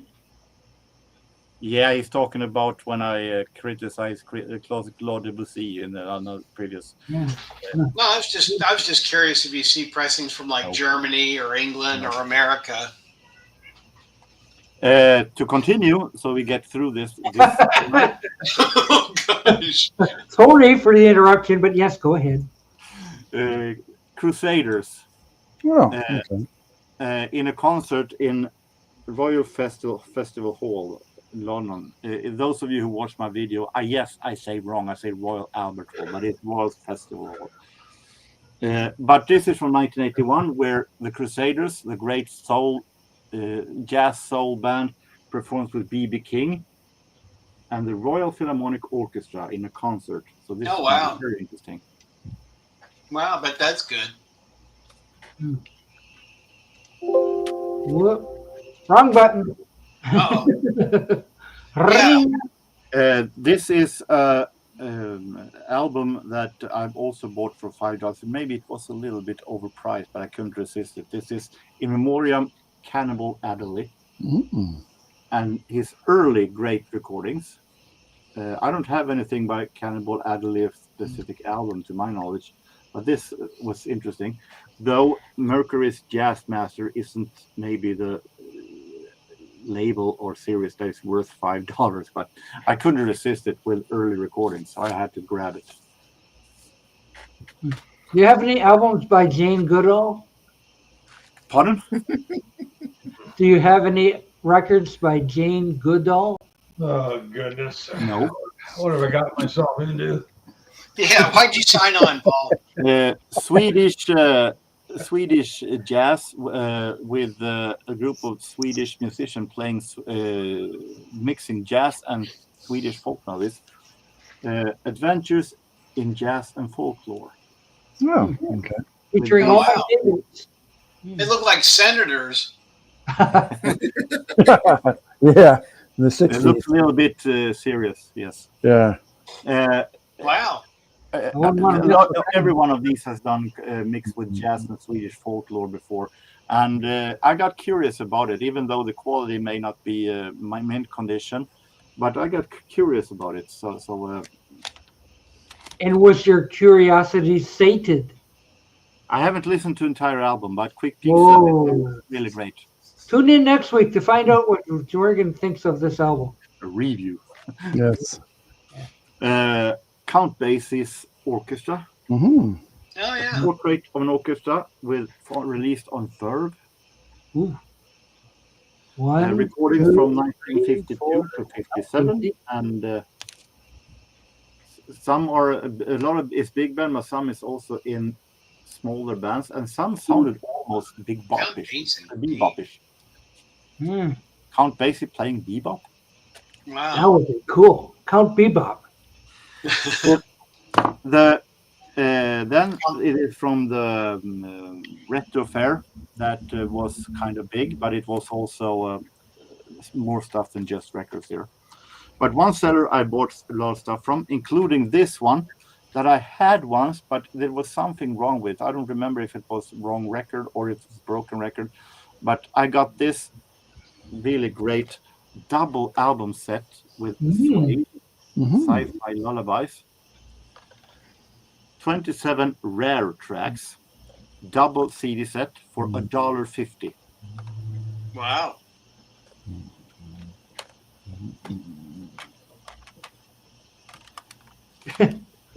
I think it's broke. With CDs. Yeah. And also, finally, we have three 45s. First of all, Prince, the Scandalous from the Batman movie. And not his best ballad, but it is okay ballad. So, and it's a great soundtrack. So it will of course stay. It's not often I buy metal group Europe. You know, the Final Countdown. Europe. But they have done some great songs. And no, this is not the Final Countdown. I'm bored to death with that song. Me too. And they also have one of the cheesiest lyrics I ever heard. Yep. But they have made a ballad actually in 1988 that actually was great. They made it first in 1984, but made it in 1988. And this is "Open Your Heart," a ballad with really great and sentimental atmosphere that I like. Well, I know Jorgen gets all the good stuff. Yeah. Someone's got to do that also. Couple of weeks ago, I showed this that I have bought Genesis, and then there was three. I showed that a couple of weeks ago, but now I also managed to find the 45 of "Follow You, Follow Me." Oh, okay, their first top 40 hit in America. By far my oldest Genesis 45. That might be a different sleeve than what we get in America, but that's kind of neat. Probably didn't get a sleeve in America. I think this might be a Spanish release. It's Extrayado del LP, so I think it might be a Spanish release. Wow. It looks like it says genocide. Exactly. The S doesn't show that well. It doesn't show at all. I didn't walk home empty-handed. It was a good yesterday. I was pretty tired after yesterday, so.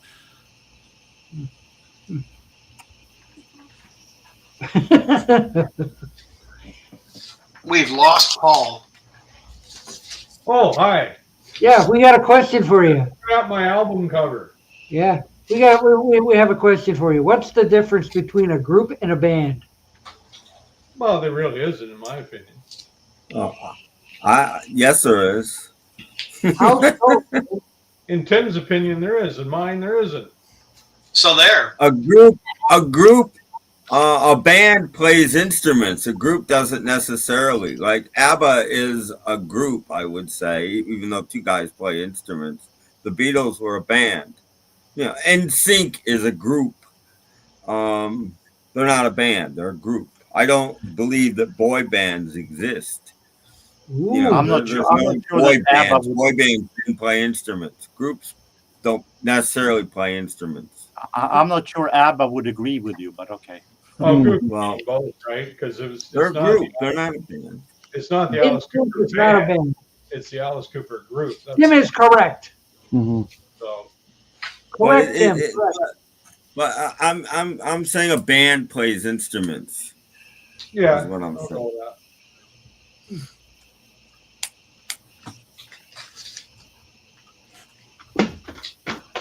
Are we doing the Partridge Family showing one by one now?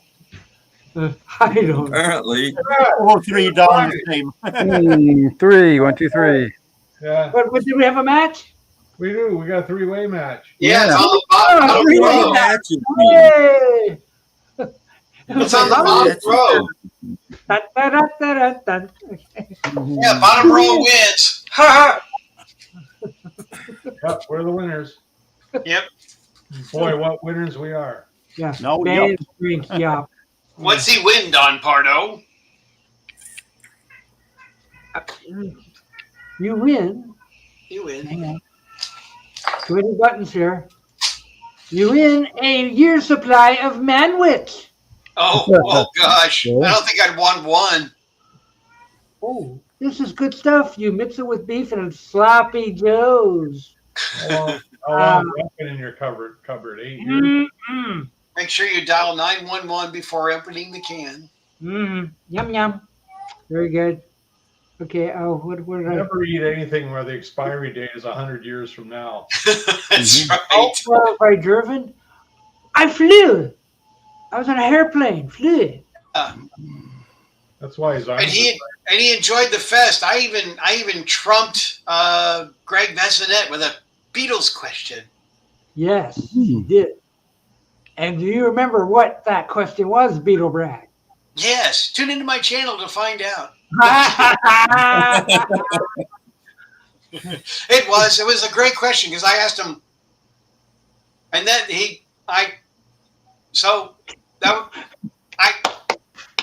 Your microphone's broken. yeah, that I great. would suggest you go see a doctor, Brad, because those seems to be a little off. No, I asked him the question about the Beatles song, "What You're Doing," in the. Can he elaborate on the drum beats and stuff about the Beatles song? And yeah, he kind of got stumped on it. Yeah, and tune in tomorrow when he gets his Beetle Fest or Fab Fest video up, and you will see him actually playing drums. Yeah, I got to play Greg Messinet's drum set. Yeah, that's right. Yeah, so it's like, Yeah. what the heck? You know, so you got to see that. And Wow. until he chased you away. What was As that? long as you didn't let Doc near it, because he would have stepped on him. Yeah, I know. We kept him away. I missed what Tim said. I am I said the until he chased you away. Oh yeah. Really. Yeah. Oh, Yeah, there will be Fab Fest videos coming very soon once we start. But it was a lot of fun, wasn't it, Doc? We had a good time. Oh, very much, very much. Yeah, you know, there were bands, there was art exhibits, there was memorabilia, 3 rooms of memorabilia stuff, and only 2 rooms now. the vendors were kind of like not too much stuff, but well. Right? But, There's only- Yeah, Only the guy who 2 sets rooms, up is a good friend of mine. I know him quite well. He wants me to set up next year because he's getting tired of setting up. So I might do it next year. Next year. Oh, start selling some of your stuff? No, it's for display only. They have a couple rooms like like Doc was saying, and there are a couple of different rooms that you can set up Beatles memorabilia and display, and so they're kind of trying. They've been trying to talk me into it for the last couple of years, but it's an awful lot to tear down and set up and not break anything. Well, I'll have to send those suitcases back to you then. Yeah. Wait, breaking news! Heartbreaking breaking news! She's gone! The world is in shock! Find out who passed away. This will break you! Well, it was going to happen sooner or later, you know. I guess it's time for death of the week. That's the closest I can come. That's Jane Goodall. I know. What a letdown. This will break you. Well, I'll be back. I'll be back. I was broken. I'm going away. I'll be back again. I'll be back. I'll be back. I bought Magic Spoon. Magic Spoon. Magic Spoon. They're expensive. Yeah. Put it in your magic cereal bowl. Yeah. Oh, that great big one. Yeah, I could go out to the car and get all the stuff I brought home from the FabFest, but I'm 2 blocks away because the street here is all still tore up. So I have to park a couple blocks back. So, I only had so many hands to bring stuff in. So do it on Thursday. Yeah. Okay. All right. Yes. Tune in on Thursday to see the stuff I got at FabFest. Yes. Do you have any Shirelles?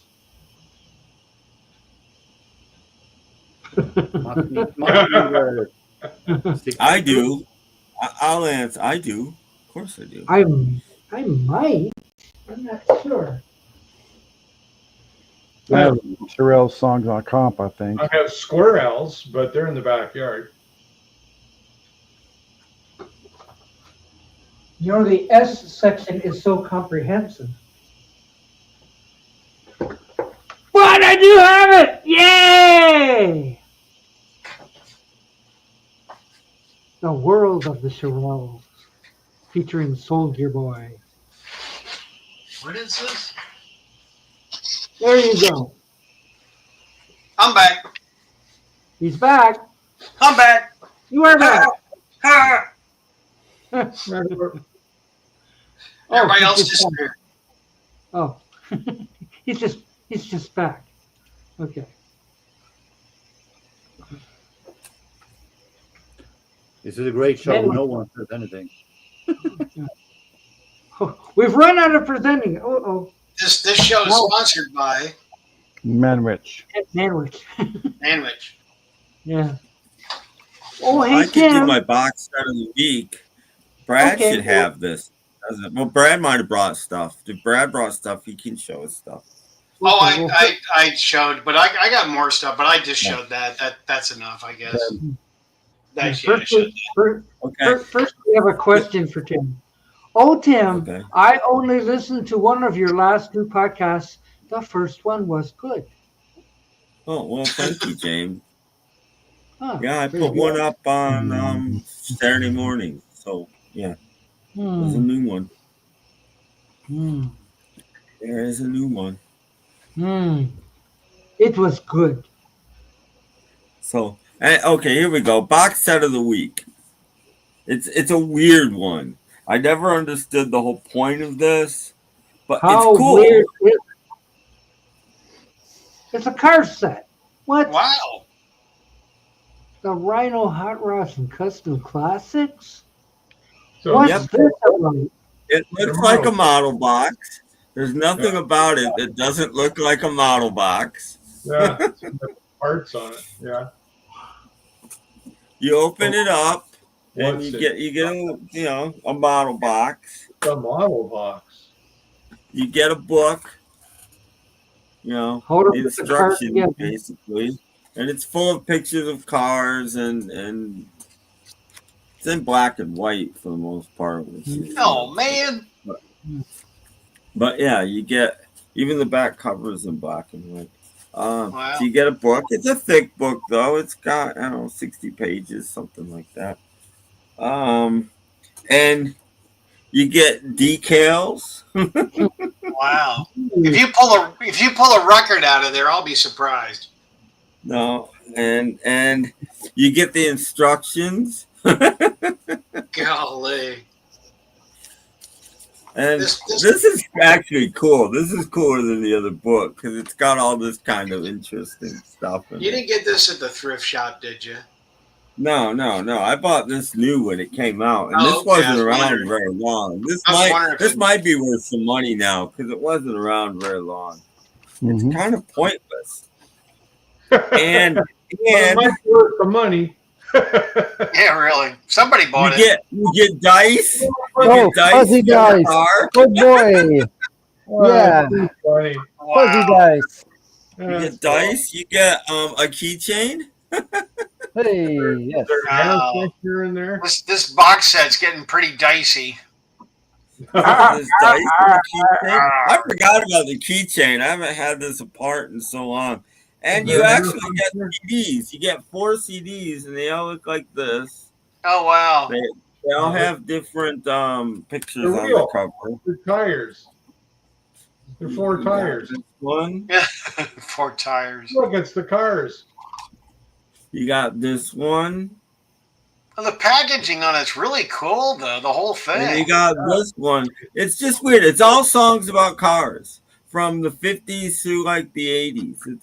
It's all songs about cars. What's the title of it again? And in the inside of the box, you get more car Like that. stuff. Okay. Car songs. That's really It's cool.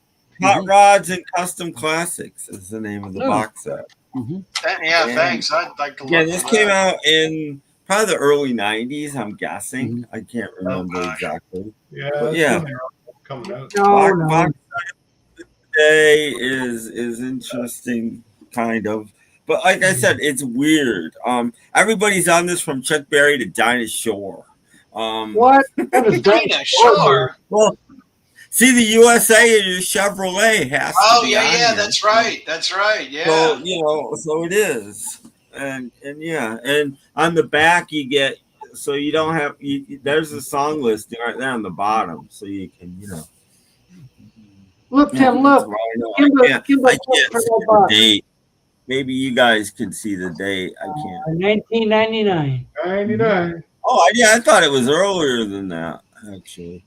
Oh, it couldn't be because it's in Rhinophonic. That's when they improved their sound. So, yeah. Well, it's either going to be 99 or 86. Mm-hmm. Well, no, because Rhino came out with Rhinophonic in the late 90s. So, anyway, there's my box set of the week. That was An cool. interesting one. An interesting one you don't see every day.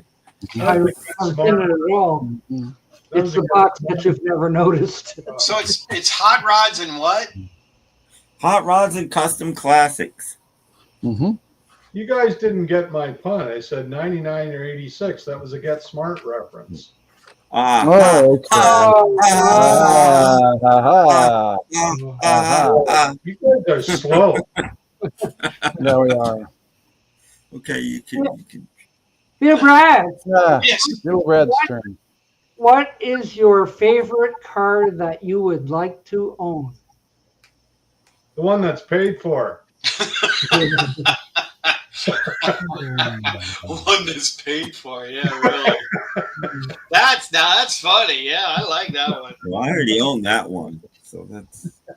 Oh gosh. Wow, probably That's a hard one.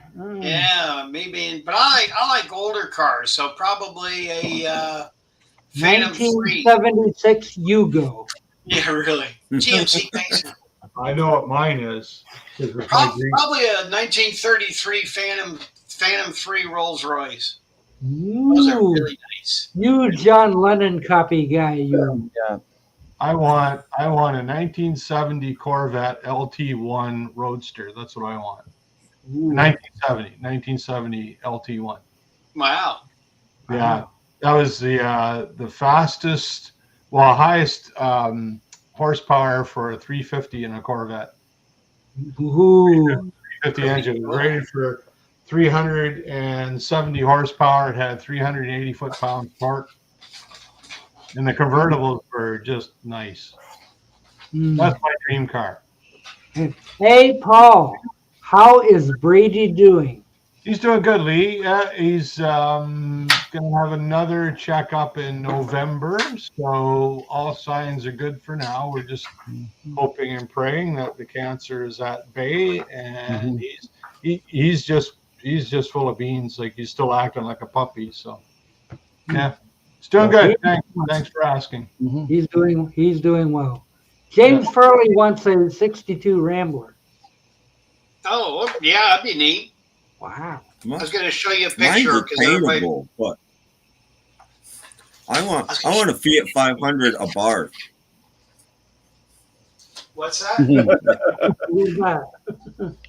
Well, you know, okay, so here's a story. Back when they started importing Rolls Royces to Canada, only the rich people could afford it. And when you bought a Rolls Royce, you also bought a mechanic. The mechanic came with the car. Really?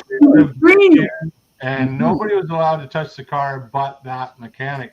Now, I know this because my dad and grandfather used to run a repair shop in my hometown before World War II.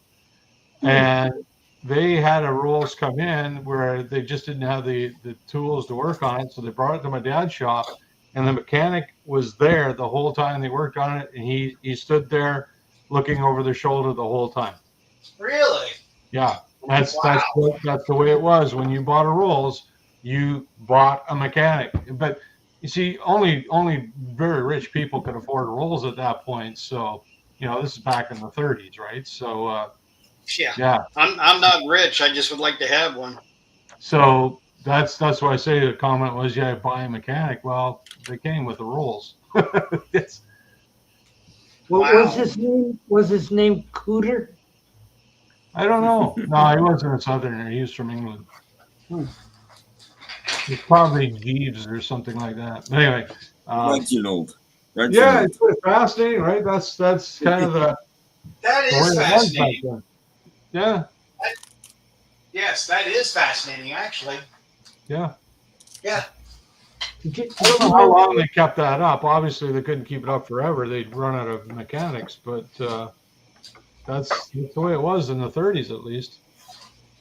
Did you know I sat in that chair there?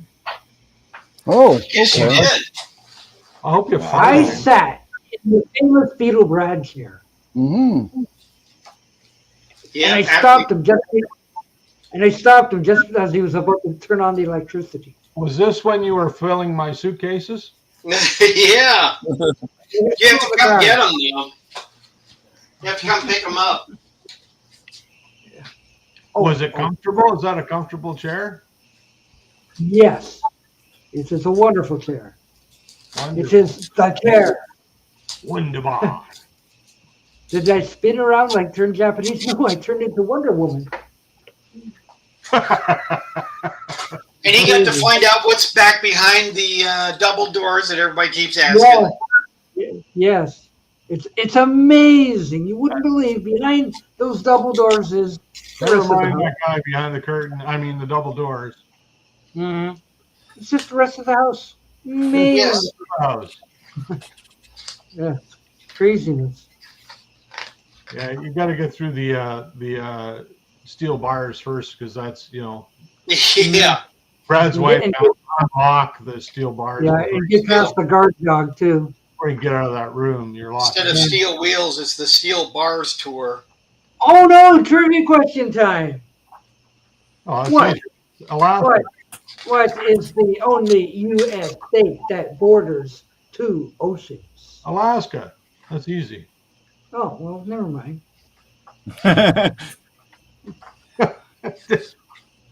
I thought you were gonna go like Atlantic and the Arctic. It's Arctic. Yeah. You are correct, sir. So, of course I'm correct. I know my geography. So here you go. I finally found it. There's the Rolls I was telling you about. Yeah, see, now that would come with a mechanic. Whoever owned that originally got a mechanic. So that's a 1932 Rolls-Royce Phantom Rolls-Royce, and there's the interior. If you look in the trunk, the mechanic might still be in there. He might be. Yeah. Is that a bowling alley? Is that a bowling alley in there? Yeah, it is. Yeah, it looks like it. Looks like an apartment. I hope you got a big drive. Isn't that fun? Mm-hmm. Oh, you're still filming me. Oh. See, that's what's behind the magic doors. I tell you, the cool thing about this, these are Ferrari car. These are the actual car catalogs, and they're hardbound catalogs. Ooh. These Very are fancy. yeah, but these are the actual catalogs, and to purchase like just the catalog itself is like $250 now. Wow. Yeah. But the waiting list to get this Ferrari, which is a Ferrari Testarossa Spider, is a 7-year waiting list on this car. Oh, so it's just the one car in there. It's not the whole line. It's just the one car. Yeah, it's just the one car. Oh wow. But yeah, no, these are. But anyway, I go into cars. Well, what do you need a catalog for if there's only one car in it? You know what's in it. Well, I mean, it's like people like me that collect catalogs. Well, yeah, but I'm just. It's like More imagine getting the Sears catalog in 1932. You open it up and there's one item in there. There's one item in it. Yeah. Yeah, really. No, I've got one Rolls Royce catalog, and it's cool because when you open it up, it shows John Lennon's Rolls Royce in it. Only in Detroit and Chicago. That's when they came with the gangsters. Hi, Jorgen. Oh, hi, Jorgen. Do you have any death of the any album of the week that's in Swedish that you need to be explained before? Hi, Jorgen. I had no time to prepare with that kind of stuff. I sent you a new disaster. So, by the way. Did you? Oh, dear. Yeah, it's in Messenger. I sent you a new disaster. I think I had one from the end of last week. I just sent it yesterday. Yesterday. Doc getting home late. That was a disaster. Yeah. Oh, that's all right. Save it till later. Yeah. Yeah. Wait a minute. Did I have enough? It's in Facebook Messenger. Oh, maybe it was. I didn't even make a cat's being weird. So I have a car question for Brad. I don't know what it's called, but a bunch of years ago, maybe 10 years ago, or 10 years or less, Ferrari made a car. It was a car only for tracks, and it was over £1 million to buy it.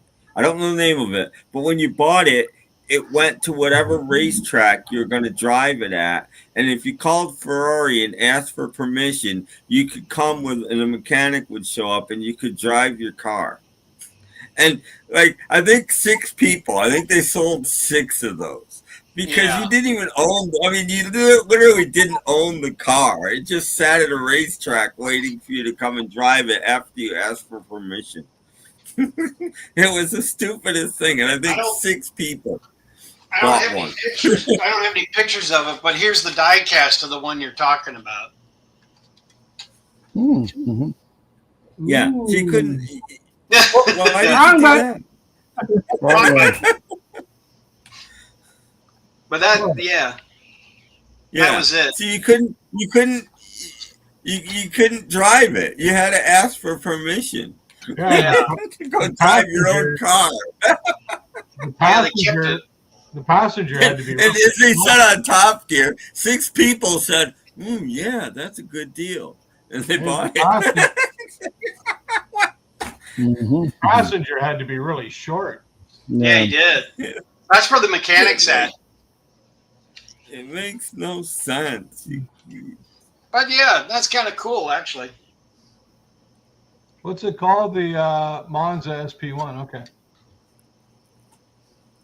And you couldn't sell it either. You had to ask Ferrari's permission to sell it, and if they said no, then you couldn't sell it. Well, basically, you were ridiculous. you were leasing it basically. That's crazy. Well, yeah, you were leasing it, but you could only drive it if Ferrari said it was okay, and they sent along a mechanic to Yeah, Ferrari's real picky about all that stuff. So my theory is there was probably only ever one of them, and if you want to drive it, they'd say, yeah, you can drive it next Tuesday, and they would move the one that they had to wherever you were driving it, and hey, here's your car. We sold the same car to like 6 people. Yeah, that's part of the truth. Yeah, there's really only one. Yeah. I mean, when you go to Matthew wants to know when you will buy one. Yeah, you want one, Matthew? I'll sell you mine. Yeah. They didn't make very many. Again, Did you all see the real disaster in Bangkok? The I what? don't think so. No. There's New a find of real the week. disaster in Bangkok. New find of the week. There it is. Yay! New find of the week. Yay! Okay. What's your favorite James Bond car? The Aston Martin DB5. I knew you were going to say that. Would that be the one Correct that answer. Correct answer, Brad. Is that the one that Sean Connery drove? Yeah. Okay, that's the first James Bond car. Okay, Yes. yeah. Oh, the Vanquish was pretty cool. Yeah, that is. But I don't know. I just have a warm spot for the DB5 because actually I got to see that real car. A buddy of mine bought one. He bought one of the prop cars. Albert Flasher, No Sugar Tonight. Yeah. A buddy of mine bought one, and it's. This is entirely without giving it much thought. I will say American Woman first. Yeah. Mm-hmm. Then probably No Sugar Tonight / New Mother Nature, because that was kind of one song. Then I would say These Eyes, and then Albert Flasher. Undone. That's it. No Undone?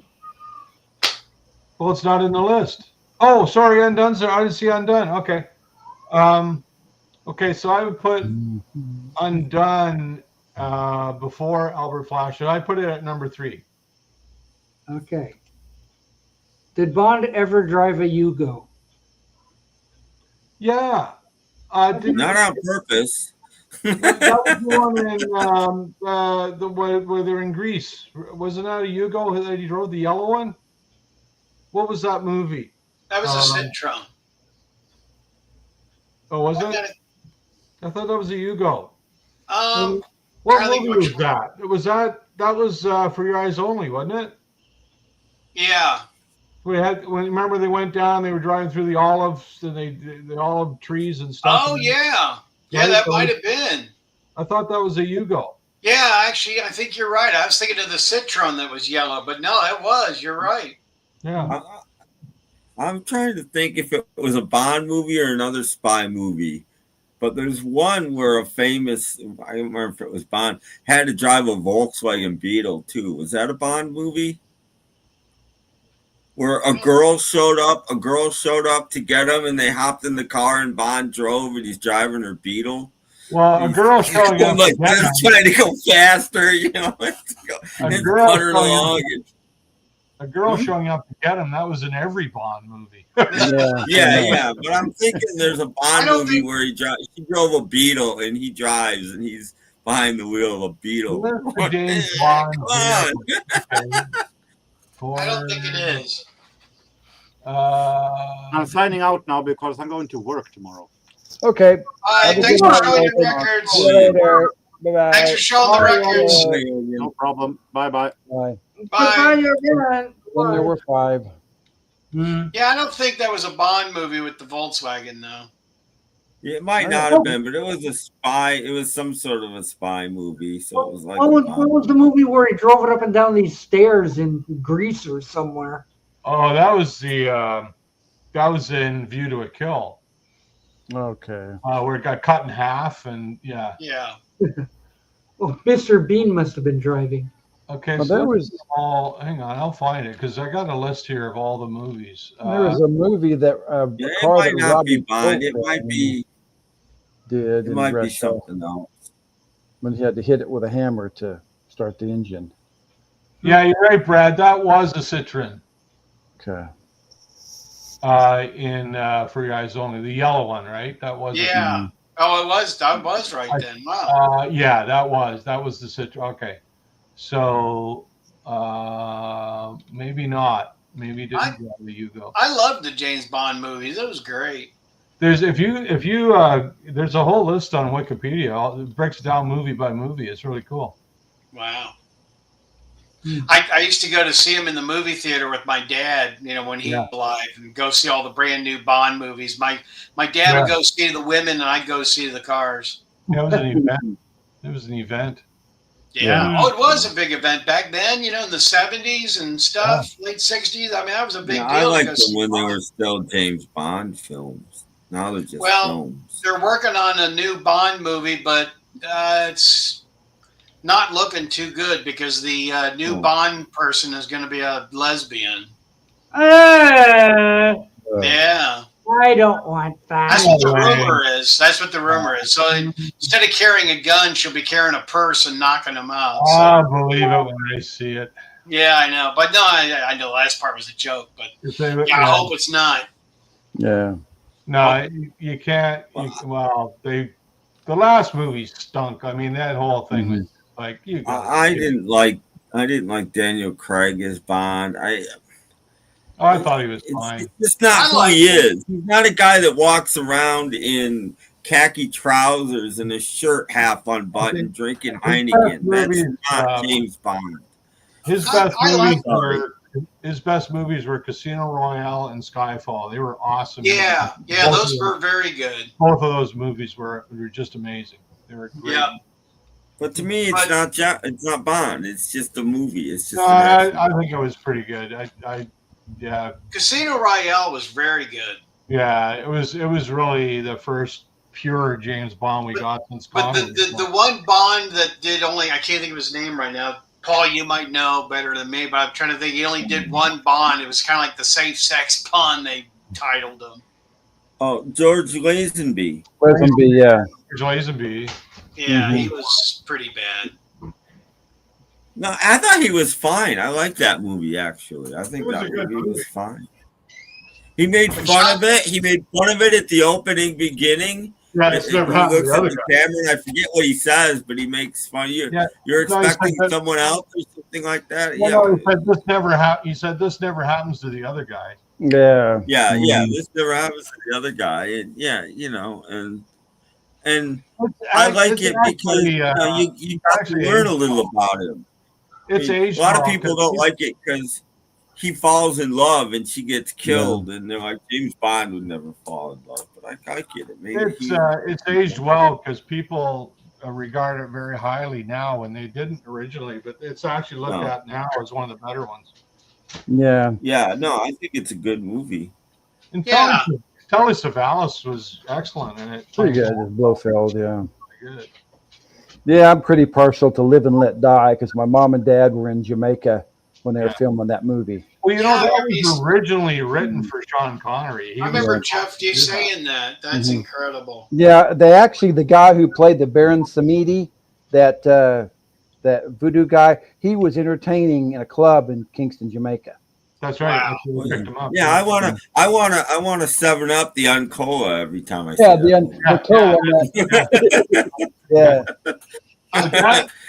That movie was written for Sean Connery, but they couldn't get him on contract, so that's when they went to Roger Moore. Yeah. Yeah. I think Roger Moore was a good Bond. Yeah. Yeah, it got a little goofy, the series. But, he was a little too humorous. I liked him. I was kind of, I think he did a great job. Plus, Doc knows I got a lot of James Bond memorabilia stuff, don't I? But the guy I liked was Timothy Dalton as well. I thought he did an excellent job. Yeah. Two of them, but I thought he did really well. And Pierce Brosnan, of course, it's the character, like it's really about the character.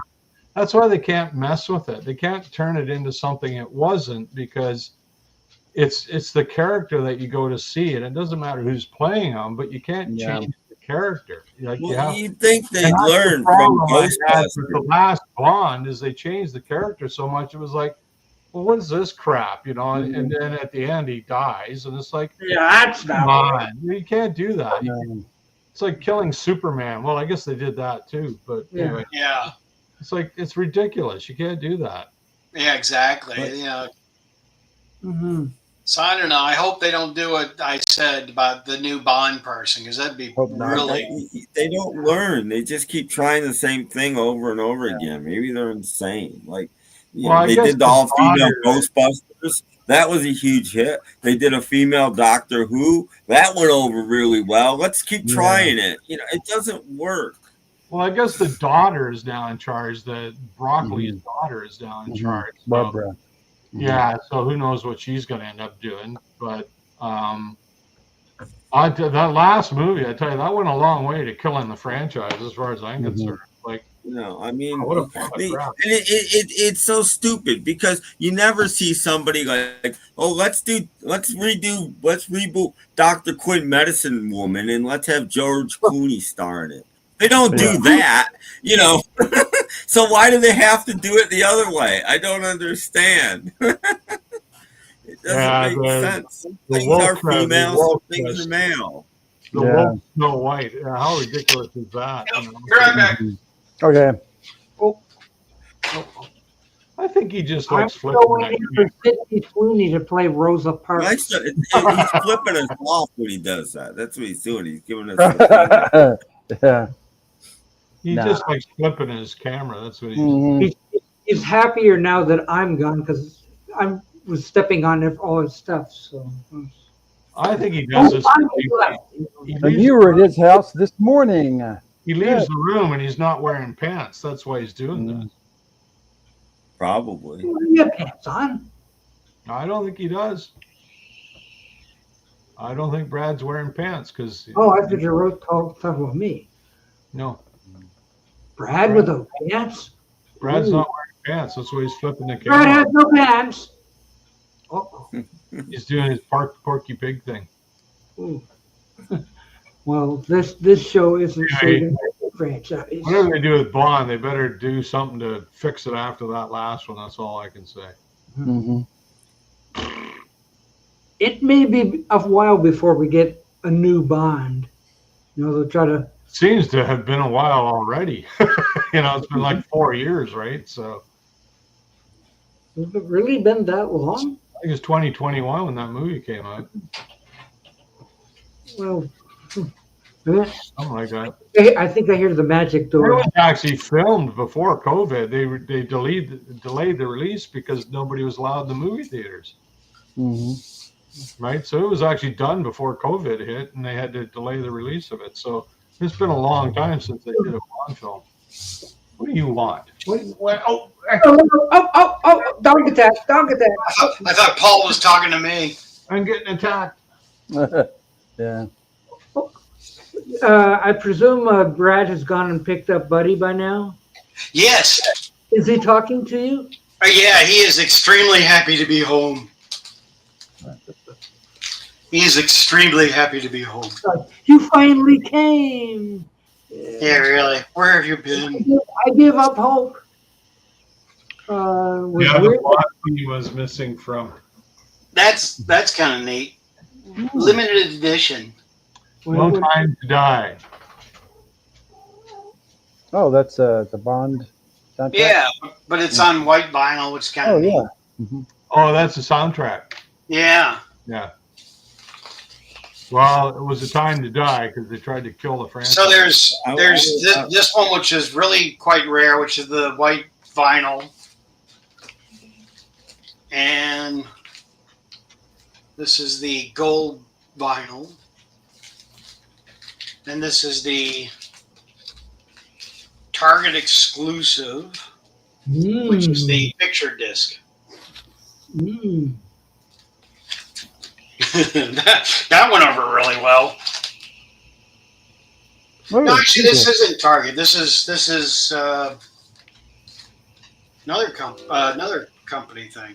But yeah, they're all picture discs. Target. I've never seen Target use the clear sleeves on anything before. Yeah, no, this is something else. Why was it a double? I guess because of the soundtrack, they made it that way. But I mean, they're all the ones I just showed you. They're all doubles. Oh, okay. Yeah, but I mean, I got a bunch of the albums, and I've got the movies and all that. But yeah, all of these, like I just showed you, they're all doubles. Breaking news: Kimba does not find Daniel Craig attractive. Oh, who asked you? Kimba, if you put a tool build on him, you might change your mind.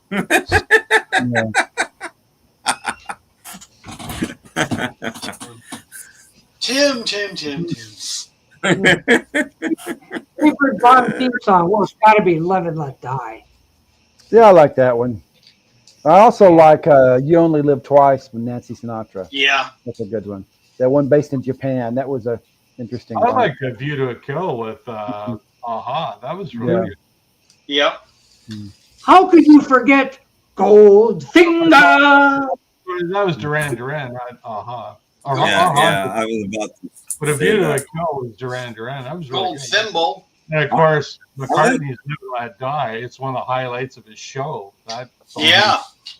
It's a. I like Mr. Kiss Kiss Bang Bang that they didn't use. I thought that was a great one. But they didn't use it. But no, I mean, for an album, that's just a cool cover. Yeah, look at that. Ooh. Oh, I like it. Which one did Aha do? They did one. Which one was it? Living Daylights. Okay, yeah. Wow, that's quick. Yeah, that's right. Well, nobody does it better. Yeah, I like that one too. And even Ringo Starr's wife was a Bond woman. Yes. Yeah. Yes. Barbara Bach. Yeah. Yeah, she was. Yoko Ono was never a Bond woman. She made Zug Zug with Ringo. Mm-hmm. Yeah, there's a James Bond film that Doc can't talk about because he'll violate our, What's that, Jeff? There's a Bond film that Doc can't talk about. So, it's Octa blank. Oh yeah, okay, I got you. Yeah. Okay. That was one of the most. I still think that's one of the most boring Bond movies. Yeah. Roger Moore was starting to get old. It was very slow moving, that one. Yeah. Yeah. Because when you go back to watch it now, it's hard to watch. Mm-hmm. It is, and I don't like Louis Jourdan. He's just too. Yeah.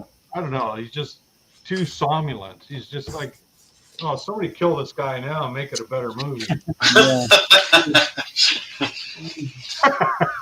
Kill him now. It was just so slow moving, I thought. Yeah. I thought, when is this ending? Gina Easton. For your eyes only. The guy was hanging on an airplane on the outside. Yeah. He'd be, they stuck him out there. Oh, where'd it go? Moonraker. Wah, wah, wah. But I mean, Paul, did you ever buy any of the corgis of James Bond stuff? Yeah, I had the Aston Martin DB5. So I bought several of them. I've got all kinds like Moonraker and. Yeah, that's the only one I ever bought with the stuff. Back like I was buying like I was a kid in the '60s, so they only had a couple. They had that, and they had the one from You Only Live Twice, the white sports car. What was that? Yeah. The Lotus. That's the only two that they had at that time. Yeah. What's the worst Bond song? Die Another Day? Well, the first movie wasn't even a song. It was just weird. Yeah. I guess that would be the worst one. But I mean, the guitar riff on Goldfinger is really great, though. Oh, yeah. I mean, you don't even have to be a Bond fan to know what that is. Mm-hmm. I like Denzel. I remember him on St. Elsewhere, the show in the 80s. He's always been a really good actor, really solid actor. I like him. And I like his personality, too. He seems to be very... I'm going to put these back, bro. Very laid back, very private. I like his stuff. Yeah. He's a good actor. Okay, where is he taking those, Doc? We need a play-by-play. Where's Brad taking those? He's putting them in my next suitcase. Yeah. When you go out that door, it's into a hall, and it goes one way goes upstairs, and another way goes to the living room and the kitchen, and another way goes to a back bedroom. We'll have to do a sketch and show us Brad's floor plan. Yeah. We'll get lost in there because I did. With little X's on it where the good stuff is. I got lost, especially at night. Ooh. Denzel Washington was good at Welcome Back, Kotter. I don't Hi think there. so. I don't think so. No. The character was called Washington, but that was Denzel. No, it's Freddie Boom Boom. Oh, he is wearing pants. That's good. He just No, he is. He has pants. Yeah, I am wearing pants. Yeah. He put them on. This is cool. This is signed. What? Okay, who signed it? Let's see where. His neighbor. Got his neighbor. Yeah, really. Where's the signature? Uh-oh, wrong one. Oh, here it is, down here. You thought it was signed, but it isn't. Okay, I can't read it. It's the woman that was, she was in Bond. Oh, is it Honor Blackman? Is that her name? Yeah. No, it's Anthony Newley. Oh, okay. She was in the Avengers as well. I think it's Honor Yeah, Blackman. before what's her name? In my letter of authenticity. Oh, Barbara Bain? Was she in there before Barbara Baines? No, Barbara Baines was in Mission Impossible. That's before kind of Johnny cool, Red. though, isn't it? Oh, okay. Yeah. Kind of cool. Yeah. Interesting. Very interesting. Oh, yes. Mm-hmm. But stupid. My favorite Denzel carbon copy. Oh, I didn't see that one. Yeah, that's an early one. I was kind of hoping that Robert would join us. I don't know why I'm here, but hi. He's probably resting. I'm here. It's called hitting the wrong button. Bring on the Lucy. Yeah, I was hoping Robert would join us so we could talk about the Beatle Fest thing. Mm-hmm. Well, I think Robert was very pooed out at the end of that weekend. Yeah, we ran him ragged. He ran himself ragged. But by the time of leaving the airport in Detroit, he was like, "Get me home." Yeah, I bet. He was pooed out. So he's not even going to eat for the rest of the week. He'll recover by the time next year. And my wife was the chauffeur everywhere we went. Thank you, Diane. Yeah, she was nice. Yeah, very nice, yes. I hope you paid her well. Yeah. Yeah. Got around safely and went to all these record stores and went to all these restaurants and. Yeah, we went to 5 record stores, and we still didn't hit them all, believe it or not. Imagine for her it was pretty much like babysitting. Pretty much. Yeah. Honor Blackman before Diana Rigg. Yeah.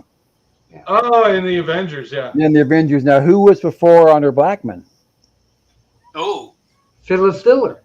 Dr. Keel. It was 2 guys. Dr. Keel. And then it was Honor Blackman. Then it was Diana Rigg. And then it was Linda Thorson. And then for the new Avengers, it was Joanna Lumley.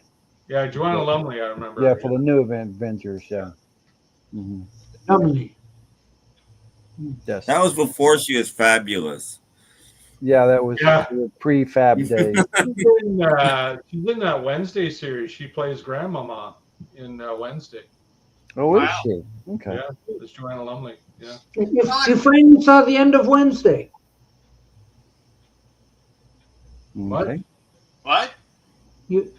Paul finally saw the end of Wednesday. Yeah, I've seen both seasons. Okay. Yeah. Mm-hmm.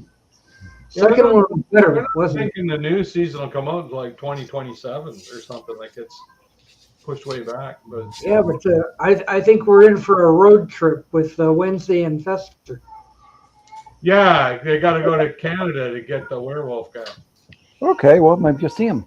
or not the guy, the girl. Canada. But yeah, No, that's the girl. That was yeah, that's the girl. Yeah, she's in Canada apparently. Mhm. I think I saw her in my backyard. You know, at the bird. Ooh.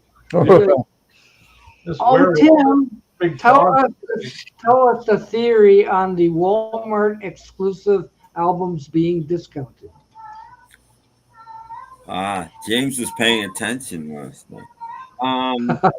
Ooh. Yeah, I went to my local Walmart yesterday, and every Walmart exclusive was on clearance. So I have a feeling that they're not going to be doing Walmart exclusives anymore. No other album was on clearance, just Walmart exclusives. The exclusive is they're discounting And all of them. So Wow. I could be wrong, but I have a feeling Walmart's not going to be doing exclusives anymore. Are you going to go get any, Tim? No, they weren't marked down that cheap, and there wasn't really much I wanted anyway. But most of them were in the $25 range still. Some were more. But yeah, they all had a yellow clearance sticker on the cover, and they were every single one.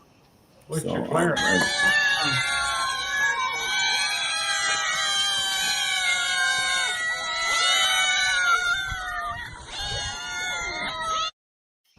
So I heard that they're going to give Uncle Fester his own series. It's going to be a spin-off. I don't know. No. Well, it looks like the next episode is, as they said, go off to Canada and get the werewolf girl. But I heard that they're going to give him a spin-off. So maybe, I don't know. Whatever. I guess. Mm-hmm. Almost played that Monster CD. Almost. We've still got time before for Halloween. Just by that much. By that much. Yes.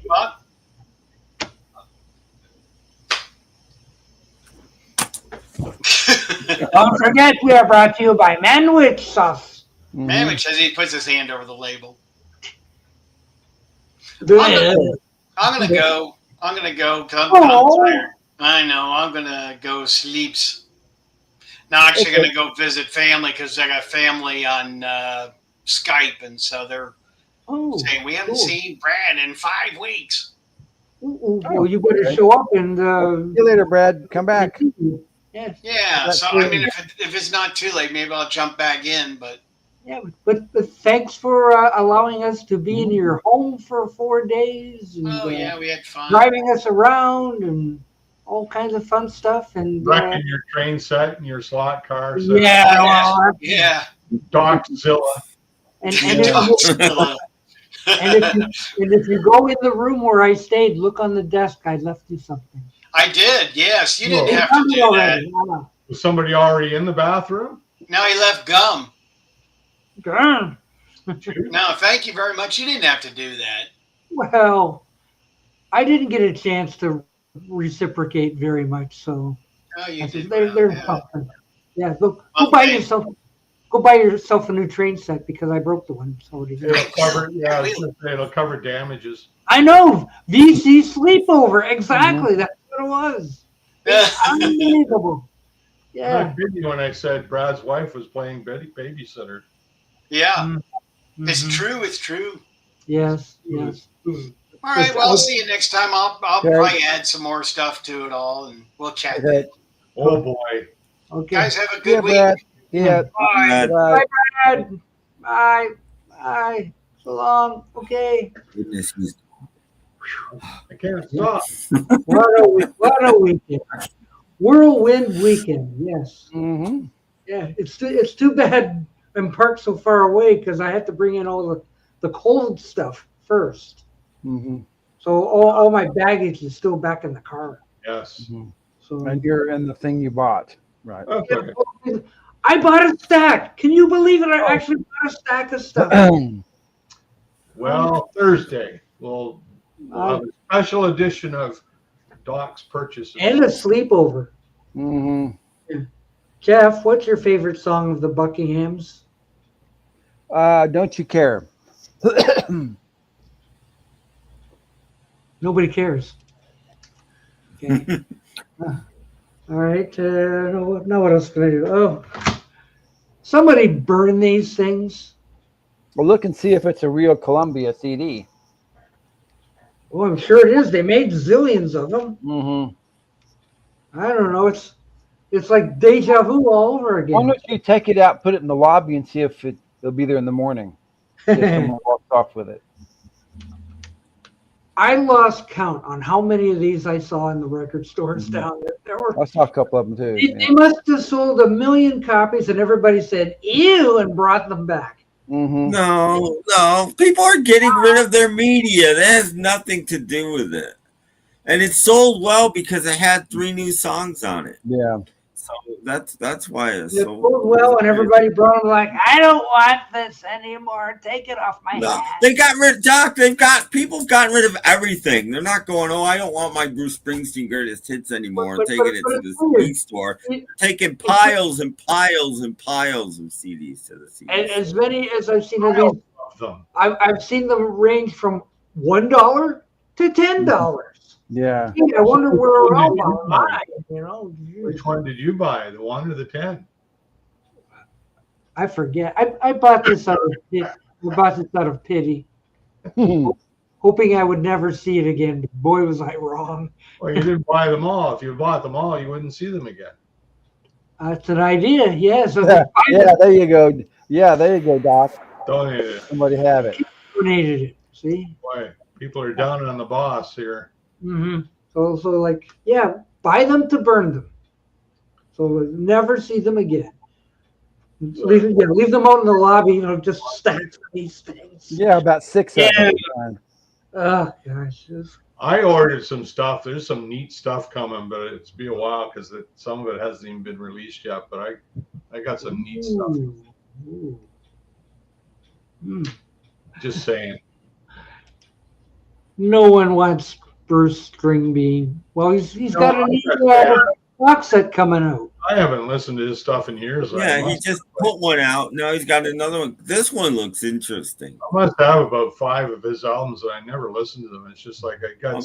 I'm hoping that site that I go to gets it eventually, because that would be. They got the last one. Supposed to be coming. I wouldn't invite Bruce to my house, so he had to go. Okay. But no, Nebraska soundtrack box says interesting because it's just an acoustic album, but apparently the band did work on it. I never knew that. He never admitted that before. He always said the band said, no, just leave it like it is and put it out. But apparently they did work on it. So there's electric versions of a lot of those songs. Oh, Nebraska. Yeah, that would be interesting. That would be interesting. I think that's the last one I bought of his, actually. Can't remember. I have to look. I don't know. I think I should purge this guy, but nobody would take it. I'd agree with that comment, Lee. The band was a pretty good band. I mean, you got Steven Van Zandt in it, who's really quite good. Underrated, actually. Yeah, and Nils Lofgren. Nils Lofgren, another one, Danny Federici is a good keyboard player. What's the other keyboard players? They're both good. Even I forget Max Weinberg is a good drummer. Clarence was great sax player. It was a good band. Nils, I don't know if you've ever heard Nils Lofgren's backstory, but he showed up one day at Neil Young's house. He was just a kid and wanted to meet Neil Young. And Neil brought him in, as Neil would do. And he just kind of, showed he was a really pretty good guitar player then. And ended up playing with Neil for a little bit and just kind of went from there. But, yeah, he just showed up. Neil was living in, I think, Topeka Canyon or somewhere, in the hippie community. And this kid just showed up one day. He was hitchhiking. Like, he just hitchhiked. He wanted to meet Neil Young. He found out where he lived. And he just showed up. Sure you're not confusing that with the guy that showed up on John Lennon's doorstep? No, that's a different guy. That wasn't Nils Lofgren. Probably the same guy. But yeah, and his career just took off. the thing I like about Springsteen is he was kind of, you'd think he'd be particular, and he's not. You know, I mean, Steven left the E Street Band, so he brought in Nils, okay? And they did a couple albums, and then Steven comes wandering back. And Steven was always Bruce's best friend. I mean, like growing up, these two were best friends. So he's not going to say no, but he didn't have the heart to let Nils go either. So he's like, okay, I'll just have another guitar player. There, easy, done. You know, I like that about him. You know, that okay, you got to go now. You know, no, you can stay. Yeah. Just have two. That's fine. Well, Bruce's music lends itself to it as well, you know, because it's just in your face rock and roll at its core. So, he's very Phil Spector-y, if you know what I mean. He's very Wall of Sounds-ish in his own way. Yeah. So the more the merrier, you know. Particularly at live shows, because that's really his bread and butter was live shows. So yeah, but I always liked that he just kept Nils. Okay, you want to stay? Okay, great. Now there's 3 guitarists in the band. Maybe we could pick. Well, with his wife, then his wife joined the band. Now there's 4 guitarists in the band. That's okay. There's the trivia question. There's a trivia. How many bands had 3 guitarists? There's E Street. April Wine had 3 guitarists for the longest time. There's actually a few when you think of it. Yeah, it wasn't a band, but Tony O'Kay had maybe 4 or 5 guitars in his band. He had a lot. There were times when the Guess Who were 3 guitars, because Burton would play guitar on some of the tracks as well, and they had 2 other lead guitarists, and then Burton was singing and playing guitar as well. So there's a lot of that goes on that we maybe don't know about. Well, the Eagles had 3 guitarists most of the time. Yeah, that's right. They did. Yes. Yep. They did. Yeah. There's been lots of bands with 3 guitars. Yeah. Didn't Kansas have 3 guitars? They may have. I'm not that familiar with them, but they may have. Yeah, I know. I don't think anyone cares. Well, Kansas is a good band. They were so unique. And the thing about them was Steve Walsh. I think he's retired now, but he definitely had a classical background, because Kansas music is very classical music oriented. Like it's very clear to me anyway that melodic, and it was unique. Nobody sounds like Kansas. Like they have a very unique sound. I thought Kansas sounded like Styx, sounded like Boston, sounded like. Oh no. Oh, that's a fallacy. And live these days, sometimes even the Stones have 3 guitars, because Mick's been playing a lot more guitar on stage. Yeah. That's right. Yeah, that's true. That's true. Yeah. America had 3 guitars. Lots of bands did. The Who on this last tour, Daltrey was playing a lot of guitar too. So the Who a lot of times had 3 guitars going on. Well, America, with Dan, I can't remember his last name. They had 3 guitars, but that was different because it was mainly acoustic music, and the type of stuff they were writing actually needed 3 guitars. It wasn't like it was an extra. The way they wrote and the way their music was played, and quite often as well, Gary Beckley wasn't playing guitar. He played piano as much as he played guitar. So that, there was a little bit of a different dynamic with America there. Dan Peake, sorry, I forgot his name. Dan Peake was there. He passed away. He left. He was a Christian, and he left because of his Christian sensibilities, and he had a Christian career in Christian music. I mean, he passed away really young, though. I can't remember what the cause was, but Dan Peake died early. But it was amicable. Like they were still friends with them and all that. The lifestyle. That happened a bunch. I just learned. I never knew this. I just learned that while U2 was making, I believe it's their 2nd album, October, they almost split up because they were all deeply Christian, and had a crisis of what are we doing? What are we doing? Is this right? Should we be doing this? And U2 almost split up making their second album because It could have been the next Striper. religious beliefs. I don't know if people know Oh, the origins of America, but America actually formed in England because they were sons of their fathers were in the military, and so they formed on a military base in England, and that's how. Well, their first album was actually, I think they recorded it in England, and then they moved to the States back home, and their second album was called Homecoming. Well, the reason it was called Homecoming is because they returned to the United States.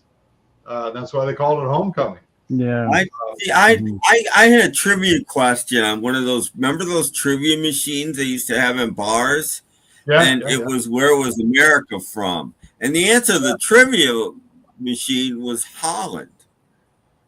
Oh, that's interesting. They actually met in Holland. Yeah. I don't know if that's right, but that's what the trivia machine said. It was Holland. They might have met there. Yeah. Yeah. Mm-hmm. Cool. Yeah. Looking it up. Okay, he's looking it up. Actually, Dan Peake wrote a book about the band. I'd like to find a cheap copy of it. I think it's out of print. Called Dan Peake, America's Band. Yeah. So these are, now I haven't got the stuff really after Dan Peake left, although I have some of them at one point. But there's their first album with A Horse with No Name. Okay, this one, so that's not. I don't know about Canada. Hang on, I don't know about Canada, but in America, Horse with No Name was not originally on the first album. Oh, really? They put it out. They recorded it after, and then they put it out as a single, and then subsequent copies of the album they added "Horse with No Name," but it's not originally on the American album. Yeah, it was always on the Canadian album. Okay, not in America. This is the second album I ever bought with my own money. I love this album. I actually like it. This is my favorite American album, actually. I like that album. And then they did Hat Trick. Okay. And then they did Holiday, which is when they had George Martin start producing them. Oh, yeah. With Holiday. And you can tell, like, this is a much more mainstream, polished record than the earlier stuff. Not that the earlier stuff isn't. Like, it's very listenable, of course, but this had a totally different sound to it. And then the big one for them was Hearts, where they had Sister Golden Hair. Remember that? That was so that was the big one. And this isn't my second favorite one. Is Hideaway. I really like this one as well. This was recorded in Colorado, I think, at Caribou Ranch, which is where Elton John recorded Caribou. So I think it was recorded at that album. Is the album after the greatest hits? I think. Yeah, I think you're right. Yeah. It didn't do that well. Isn't Today Is the Day on that album on Hideaway? I remember seeing that in the budget bin when I was a kid all the time. Yeah. I don't remember the Watership down. Today's the Day, yeah. Yeah. Which isn't on the greatest hits because that album came out after. And the last one with Dan Peake was this one. I think it's called. What the heck is it called? They always begin with H. The name of the stupid thing. And it's this one. And I think this was done in Hawaii. It might have been. I don't think it was called Hawaii. Was it called Hawaii? Can't remember what it's called. Look at the label and see what it was called. Can't remember what it was called. Oh, here it is. Harbor. Sorry, Harbor. Pipe sticker. Oh, that settles it right there. It was. I think this was recorded in Hawaii. This one. But that's the last one with Dan Peake. He left after this. Oh, look at this. I got a poster. I got to look at these. We got to see this. Let's see the poster. It's a double-sided poster, too. With a concert picture. It's Shea Stadium. But you see, that's how big these guys were. They filled football stadiums. Looks like Wembley to me. Yeah, now the only pictures like that are AI. Oh, are they? Yeah. I like that one too. On the other side. And there's George Martin right there. Mm-hmm. That'd be him. That'd be. No, that's not him down there. That kind of looks like, I think that's Dewey Bunnell right there. But anyway, that's definitely George Martin. Mm-hmm. Anyway, yeah. So that was the last one with Dan Peek in it, and then they did. Well, they still doing albums actually. And I keep meaning to get the back catalog. Oh, that's a nice picture. Mm-hmm. Keep meaning to get the back catalog, but just priorities. But I loved America, and their first album, along with Tea for the Tillerman, This Is Why I Learned How to Play Guitar. I just looked. This is a great album, great guitar album, acoustic. Tea for the Tillerman was my main, and then this came out just after, and I thought, okay, yeah. So those two albums are really important to me personally. But yeah, so that's my America collection. Is that better than Love Beach? Yeah. Yes. I've got the first two on CD as well. Everything's better than Love Beach. But I'm glad I kept their records. But is it better than Love Shack? Yeah. No. No. Dan Peek died July 24th due to urinary pericarditis. Died in his sleep. He was 60. Yep, too young. What year was that, Lee? Do you remember? It was quite a while ago. 2011, isn't it? Oh, 2011 he's got. 2011. 2011, yeah, okay. Mm-hmm. Yeah. That's Dan there. Yeah. Huh. Yeah. So never the same. I do actually have one of his solo albums. I think his first solo album. I got that. Oh, his first one was good. All things are possible. Yeah. It's Mm-hmm. not Christian music. It's just it's just music. America. Yeah. The other two guys guested on a couple of songs. Yeah. See, that's what I mean. Like they stayed friends. Mm-hmm. It wasn't a hostile breakup or anything. Mm-hmm. He just the lifestyle was just too much for him and his Mm-hmm. Christian beliefs, and he just had to separate himself from that. So, Yeah. So anyway, that was fine. But that's sad that he passed away. He was talented. He didn't do much. He did a few vocals, but not a lot. He did a lot of the 12-string work. Like when you hear 12-string on any of these albums, that's Dan Peek. He's the guy that's doing all the 12-string stuff. There's some really good videos of America, and Dan Peek's got this big mane of long hair. Yeah. I'm like, geez, Yeah. Well, here he is on the first album. Look, he's in the middle there, right? Oh yeah, He's probably got the longest hair of the three of them. Yeah, good stuff. Anyway, and their albums all began with H, right? The title of the albums all began with H. Yeah. Now after that one, did they make another album without him, or did they switch to Capitol? I think they switched to Capitol at that point. Their next one was in 1979. And I think they were on Capitol at that point. Because they had that one big hit, "You Can Do Magic." Yeah. That was I never liked this song. I'm sorry. They did quite a few albums after he left. And I had some of them, but over the years I wasn't that interested in them. So I probably should go back though and revisit them. But I was a huge America fan. Still am. I love their stuff. It's great stuff. Yeah.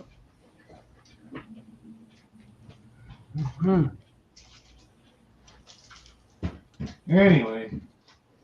interesting group. Well, it was because it was just, it was kind of like Crosby, Stills, Nash. Yeah. In a lot of ways, but a little different than their music. A little fuller, I don't know, but they had good harmonies. They wrote all their own stuff. It was all that wave of early 70s stuff that was just like, I remember the acoustic folk rock was a big thing in the early 70s. Like it was, like Neil Young was hitting it big there with his folk rock stuff. You had John Denver, you had America. Gosh, who else? You had Eagles started coming on the scene then. like there's a lot of that folk rock stuff happening. James Jim Taylor, Croce, Harry Chapin. yeah, Chapin, all those were huge. It was a big era for folk rock, and I love that stuff. That was at that point in time, I was just eating that stuff like candy. It was great stuff. I loved it. Yep.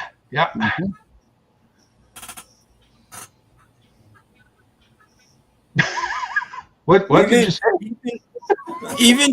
Even once Fleetwood Mac got Bob Welch, even some Fleetwood Mac had that sound. You know, yeah, that's true. Yeah, a little quieter sound. Yeah. Yeah, you know, like Sentimental Lady is a good example of Fleetwood Mac sounding. Bluesy, a little less blues, a little more roots type. Yeah. Right.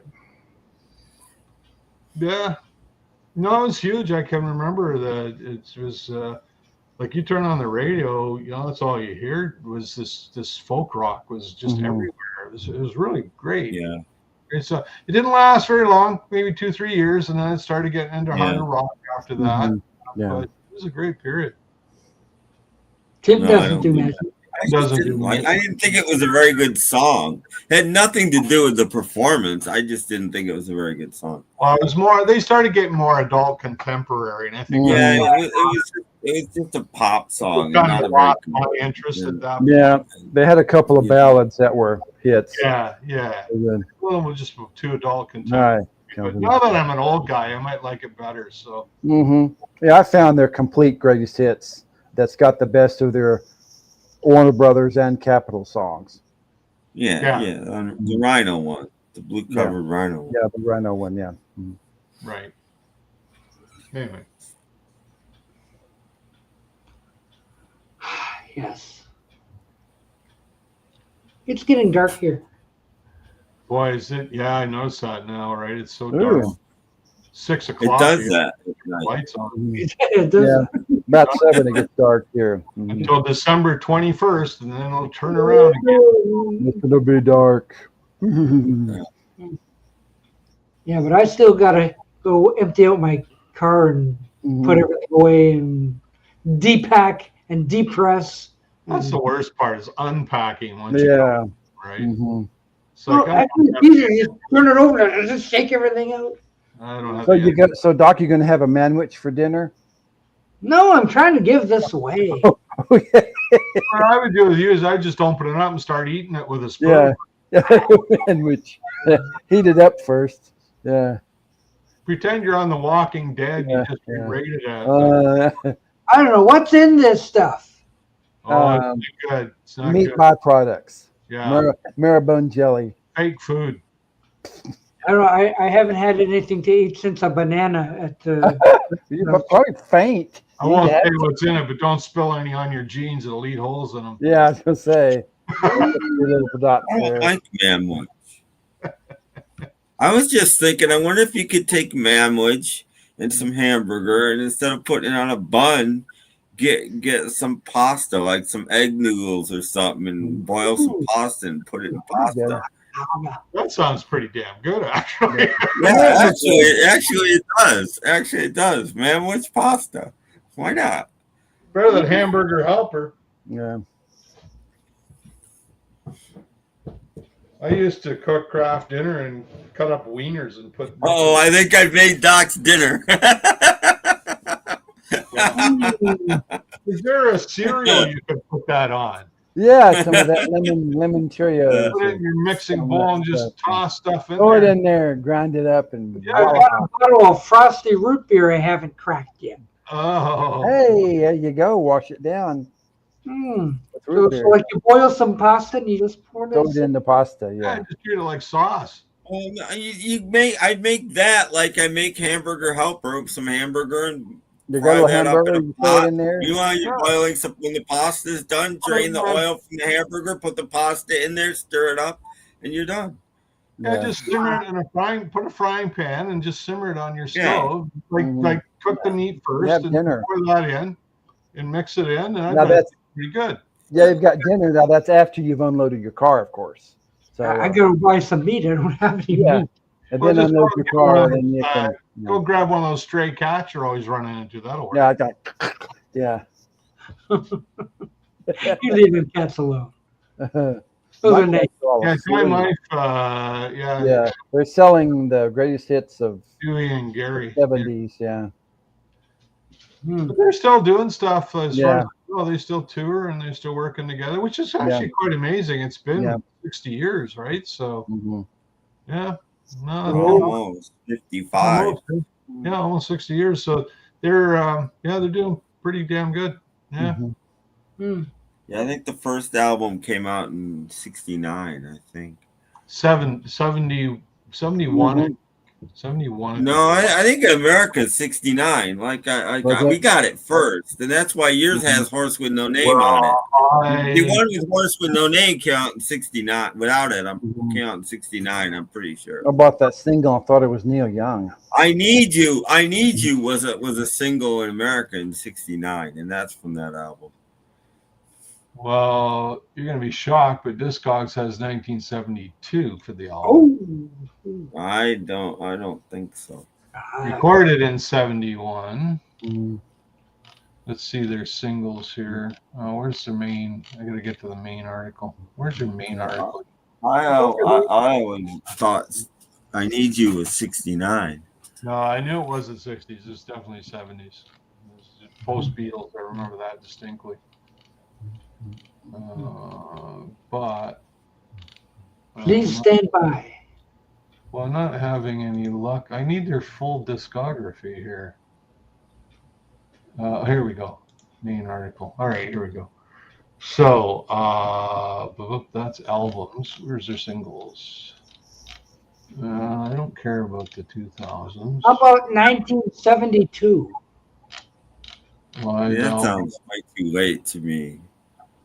Bootleg album. Okay, singles. So Horse with No Name came out in 72. Well, I Need You was before that. No, that was their first single. No, I don't see. I don't think so. Well, that's what it says here.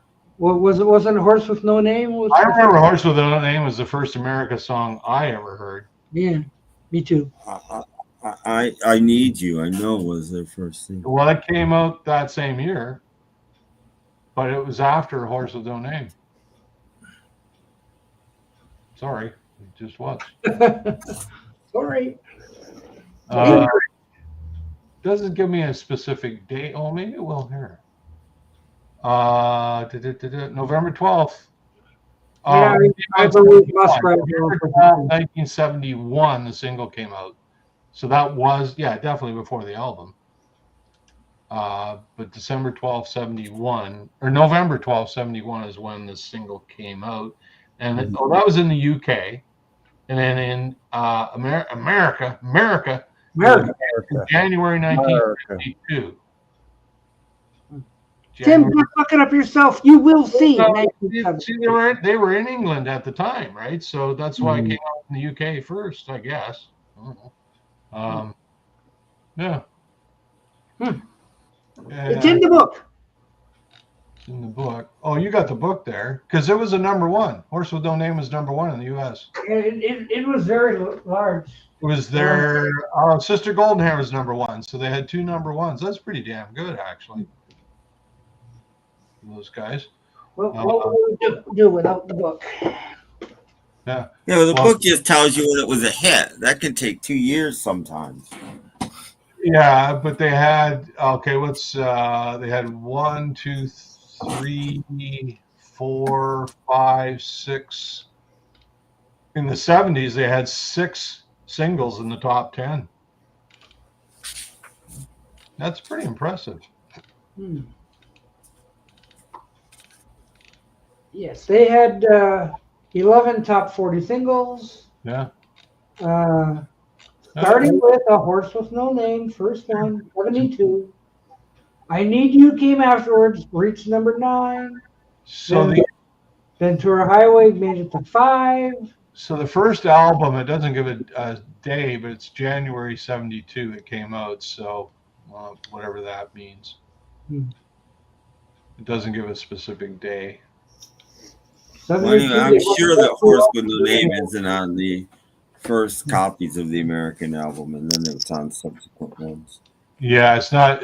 Well, Discogs would tell us. We're gonna Raising Jane only made it to 40, Lee. It barely made it. You Can Do Magic did well. That made it to 8. And The Border was their last top 40 single back in 1983. Yeah, that was just with the two of them, I think. Yeah, so You Can Do Magic is just the two. Yeah, because they 79 was the first album they released without Dan Peake. And they never replaced him. That was they had they had guys like Willie Weeks was in their band. He playing bass. Willie Weeks. They had some pretty good musicians with them. They were all weak. So they always had players playing with them. It's just, you know.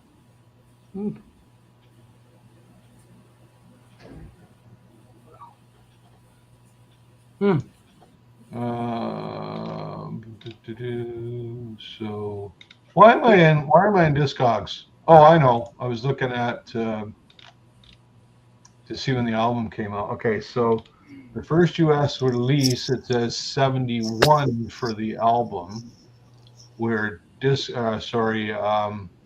Wikipedia said 72. So I don't know who's right and wrong here. Who was their drummer? Apparently there's some confusion. But if you look at the track list, indeed, A Horse with No Name is not on the first release.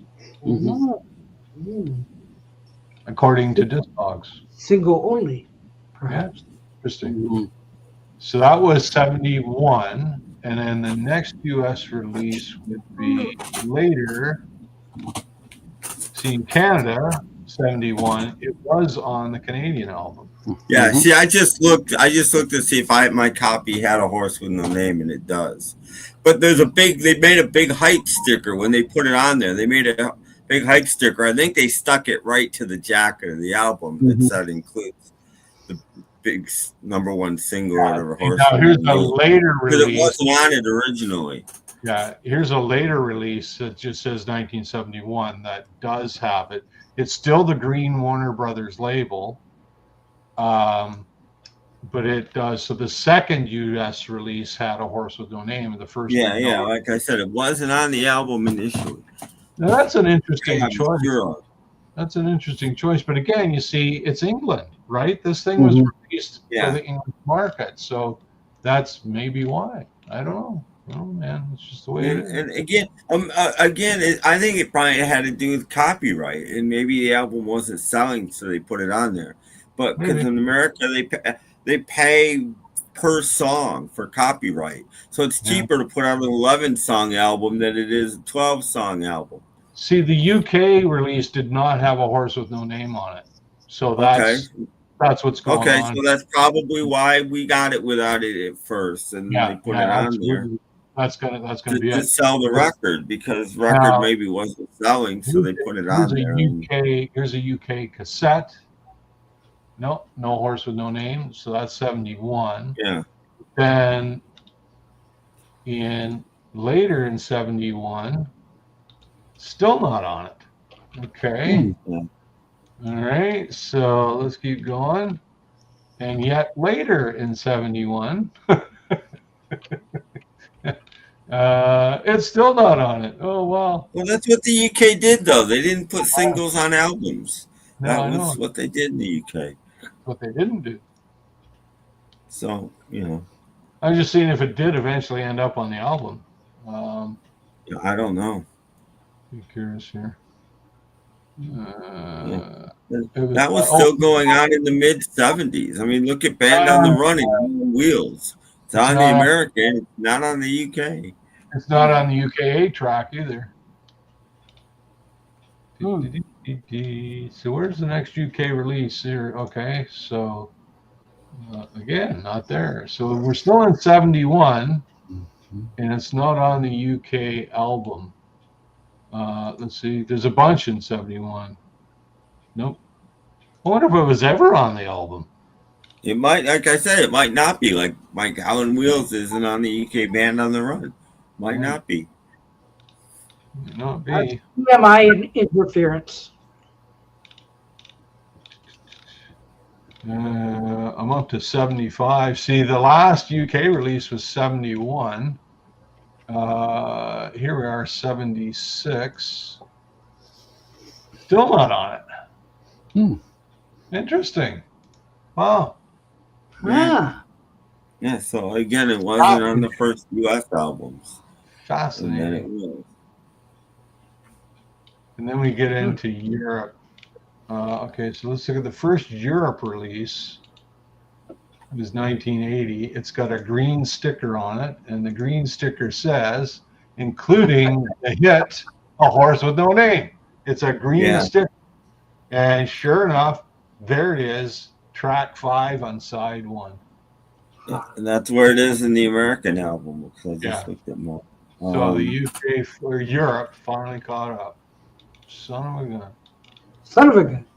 But that was 1980. That's according to Discogs. So yeah, interesting, huh? I didn't know. Well, that. then you could have bought America's Greatest Hits, and you didn't need it on there anymore. This was like 75, right? That came out in 75. Yeah, 75 was the Greatest Hits. Yeah. Anyway, see, in Canada, we always had it on the album, so I never even thought. I wonder if that hurt the sales of, I forget, was it Holiday? What was the album that had Sister Golden Hair on it? Hearts. I wonder if it hurt the sales of that album, because I think that song was still in the top 40 when the Greatest Hits came out. So it might have hurt the sales of that album, because could be. Yeah. There's a lot of people out there who've been wondering whatever happened with that band called America. Well, now you know, and nobody else in YouTube would ever be talking about this. Just want to point that out to the audience. I tell you guys, you're blessed to be here.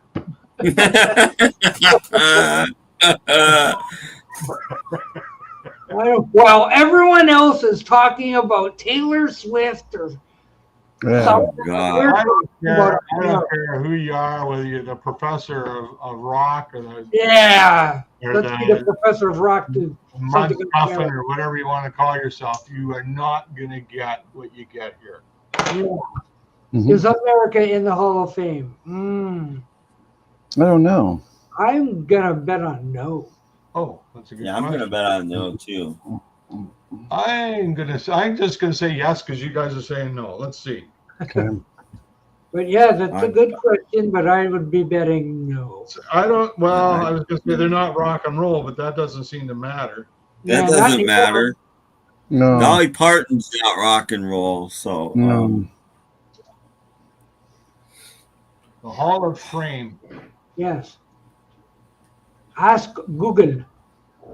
Well, the Hall of Fame in America, though. Is America in the American Hall of Fame? Let's see. List of Rock and Roll Hall of Fame inductees. Hope it's alphabetical.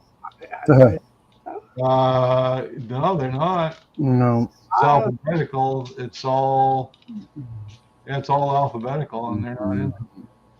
Oh, sorry, Jesse Raphael. They are. No, it's not alphabetical. Look at it, dogs. They're gonna make me search. I just asked the question: Is America in the Hall of Fame? They're not giving me an answer. You've confused Google. Hopefully, you broke AI. What's that? How about America? Yeah. Rock and Roll Hall of Fame. Okay, let's try that. Yes, they were inducted to the Vocal Group Hall of Fame. Same thing. Well, that's not the Rock and Roll Hall of Fame, though. No, there's one here that says, why aren't they in the Rock and Roll Hall of Fame America? So they're not. For whatever reason, bands with geographic names have a hard time with the Rock and Roll Hall of Fame. Chicago was slow to be inducted. Kansas, Boston, and America have yet to be inducted. This article was written in 2020. Europe. Yeah, interesting. Europe doesn't belong in there. I'm sorry. Down.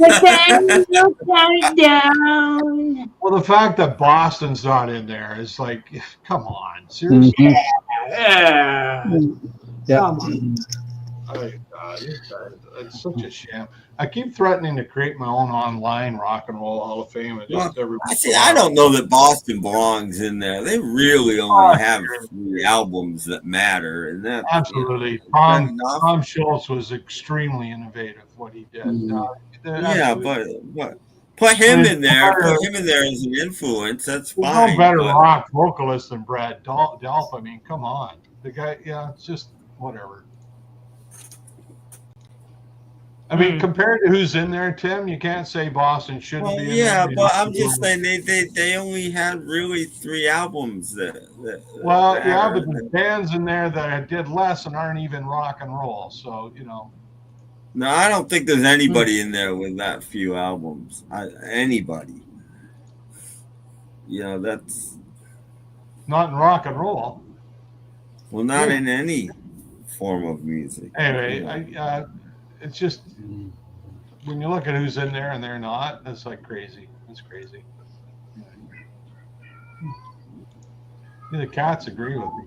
Yes, they do. Coat of colors trumps horse with no name at the moment. What if the horse with no name is wearing the coat of many colors? What are you going to do then? I don't think it matters at the moment.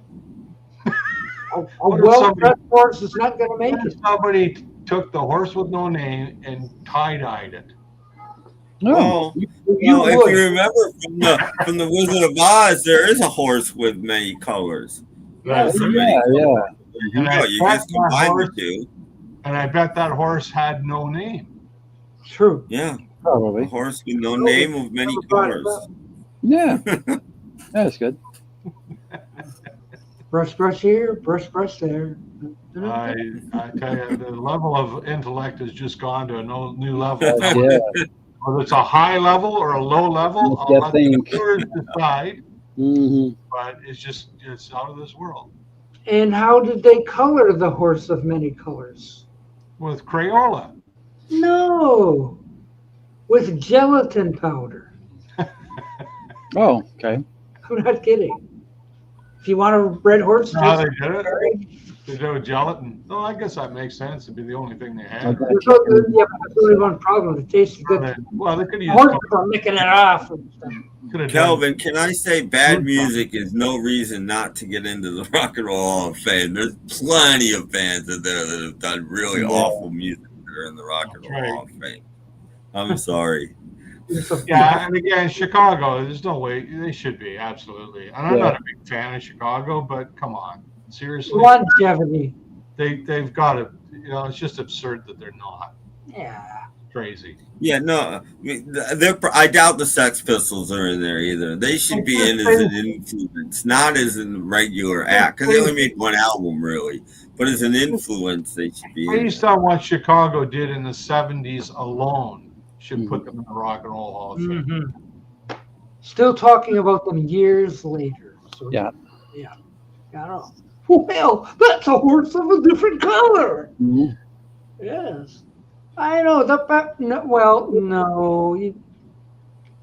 I'm sorry. I don't think so.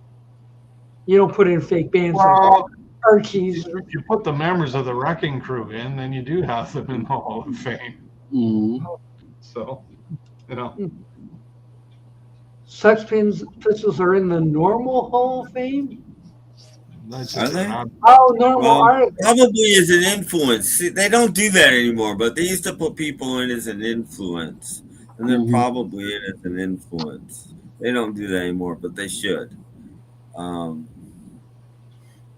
So we should like Johnny Cash is in the Rock and Roll Hall of Fame, but he's in the Rock and Roll Hall of Fame as an influence, not as an artist. He's in there as an influence. Well, we should put. Well, they're in there, but the Velvet Underground should be in there as an influence. I think we should start our own channel, and the 4 of us decide. We have our own Rock and Roll Hall of Fame, and the 4 of us decide who goes in it. That's what I think. I nominate Burl Ives. Well, I think you're gonna get 3 votes against you. Oh! This is doing it the democratic way, like. And Doc, You can't do that. Doc is just Jan Leonard himself. If it's a 2-2 split, then we just wait until somebody changes their mind. Yeah. Yeah. Jeff, you want Burl Ives in the Hall of You Fame? see, I don't want that because Doc wouldn't even let Bob Dylan in the Rock and Roll. Oh, hell no. I don't want that. You would get outvoted on that one, I'm sure. Give it a 3-1. Yeah, I think that. But here's the question: who would be the first one you put in? So do you do it like chronologically? You could do categories, like you have a 50s, 60s, 70s, 80s category, right? Is okay. Who's in this year in the 50s? Who's in? So do you do it chronologically? Who's the first you put in?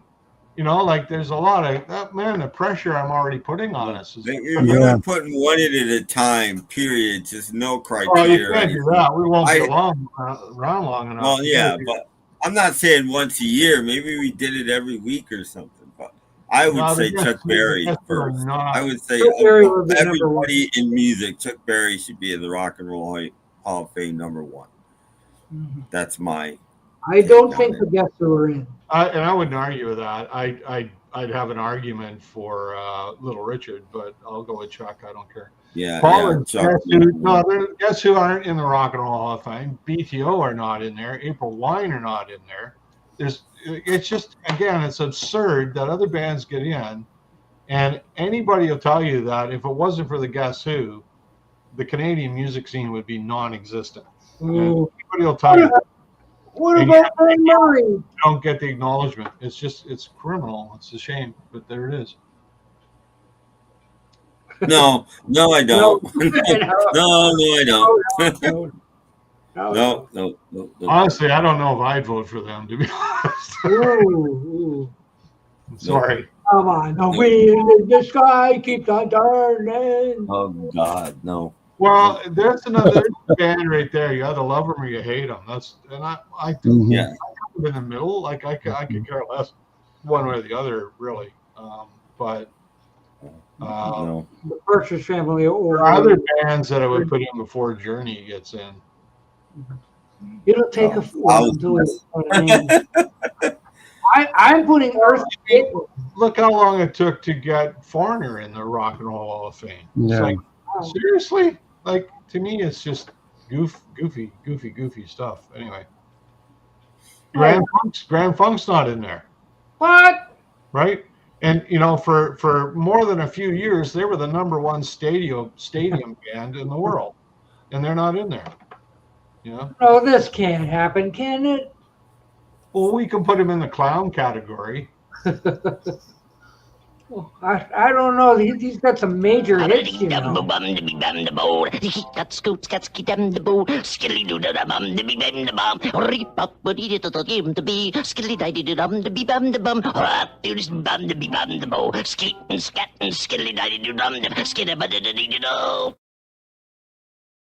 I nominate Popeye. Well, there were a lot of cartoon singers out there, but you know, that you almost can't argue with that performance right there.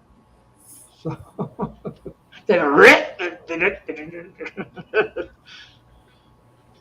That's talent. Well, it is. It's major league talent. Oof. Oh.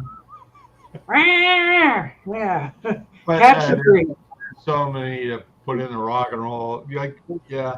See, Journey's in the Hoff. Sure they are. Sure, Journey's in the Hoff. No, they sold a lot of records. You got to get them in. Yeah. We have 18 Burl Ives albums agrees. I mean, there's people out there who don't like ELO too. You know, it's like, how could that be? I'm sorry, but there are. I like them. A lot that don't. There's even people out there that don't like Bob Dylan, as weird as that is. I don't understand. That makes no sense to me at all. I can't deal with that. That's just unreal. I can't imagine.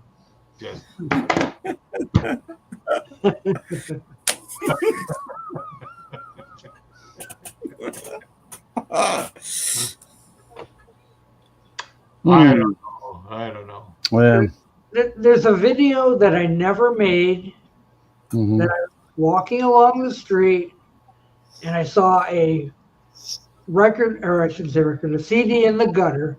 And I went, oh, a CD in the gutter. I wonder what it is. Mm-hmm. So it's sitting over here. The Osmond Brothers. No. Oh, never mind. So long. Hey, hang on. What happened? Oh, he's left. He's in a different room.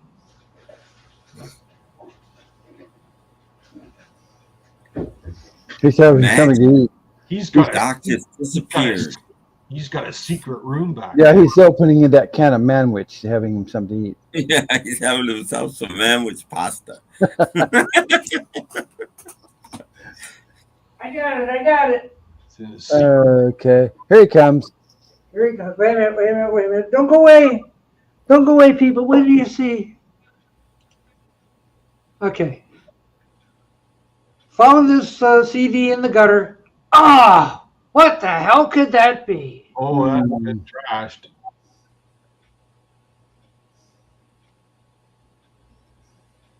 Bob Dylan's greatest hits. Oh, there you go. I was like, figures? Was You it should hang that on your wall or something. You didn't find it in the gutter, like right below your window, did you, Doc? No. I'm down in the gutter, in the mud. Oh, what's that? There's a CD in the Bob Dylan. It's just shocking. It's just shocking. I know, and I was gonna make a video with this. And it's volume 1 too, which is shocking. Yes, it is. Yes, it's the first one. Yes, and I never made it. And by golly, wasn't it still in the garbage over there? So yes. By golly, yeah. Oh, I know. I don't like Bob Dylan. I don't understand that. He's probably the greatest songwriter we've ever I was getting used to that bit after the third night. Is there a YouTube Hoff? You guys have my vote. Oh, you mean us? We're in the Hoff game. Wow. Yes. I actually seriously thought about that when I was posting videos about doing my own Rock and Roll Hall of Fame. Not the Professor of Rock. Huh? You don't put the Professor of Rock in there. No. I was going to do my own Rock and Roll Hall of Fame. Ah. No, it wasn't even in the dumpster. It was in the street, in the mud, like. What's that? But I wanted to tell Paul that I've got a couple, for anybody else that cares too. I've got a couple of recommendations I found on YouTube recently that are worth checking out.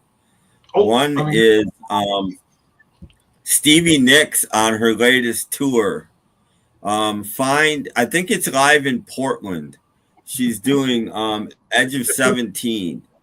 And it's great because she doesn't come out till the song's halfway over. It's mainly their drummer and Waddy Wattel. Waddy Wattel is just doing that riff. And then he's going off and he's just doing all this mad stuff. And it's just him and the drummer on stage. And it's great. Okay, I'll check that out. Yeah, I'd forgotten how good a guitar player Waddy Wattel is. It's really good. And I think it's live in Portland. It's like 6 or 8 minutes long or something. It's pretty long because he's playing and playing and playing before the rest of the band comes out. And then finally here comes Stevie. And he's just, it's great. The other one is from like 12 years ago, but it was really good. KT Tunstall doing Bob Dylan's Tangled Up in Blue. It's from some Bob Dylan blues festival or something. What's her name? What's her name? KT Tunstall. Katie. Do you not know who that is? No. She had a hit a few years ago. I forget what it was called. Like Black Horses. Something about a horse in a tree. What was the song? What was the song? It's Tangled Up in Blue. She's doing Dylan's Tangled Up in Blue, and it's really good. That's a great. I like her version a lot. She changes it just enough to make it her own, but it's still tangled up in blue. And she live. She plays with a small band and always uses like a rhythm machine to keep a rhythm going. She's cool. Really interesting live. Mm-hmm. Yeah. Tim, read that. The first 3 Journey albums are great. Well, okay. You can. It's great that you think so. I happen to not think so. He disagrees. Yeah, but I don't know if you know what the first 3 albums are. These are all these are all pre-Steve Perry. Okay. Yeah, but you guys know rock isn't my thing. I like rock and roll, so it's just not my thing. Yeah, this is kind of proggy, but it's I don't like prog. Well, that's not even right either. That's not the right name for it either. But it has proggy out. There's prog. I don't like keyboards. I don't like. I like his hair. Yes. I don't like synths. I don't. But this is all pre-Steve Perry. You've got Ross, Valerie, and Greg Raleigh, I think, is doing most of the vocals of it. I don't know. But anyway, these 3 albums are pre-Steve, and they're actually very different than the Journey albums, and it's really good music, actually. So anybody out there, if you don't like Journey, listen to their first 3 albums, and you might change your mind. At least it's good stuff. I challenge you, Tim Allen, to listen to the first. It's just not what I listen to. It's just not. I know he's busy listening to the Archies. We all like what we like, and that's fine. And you should be. No, it's not. You have to like what we like.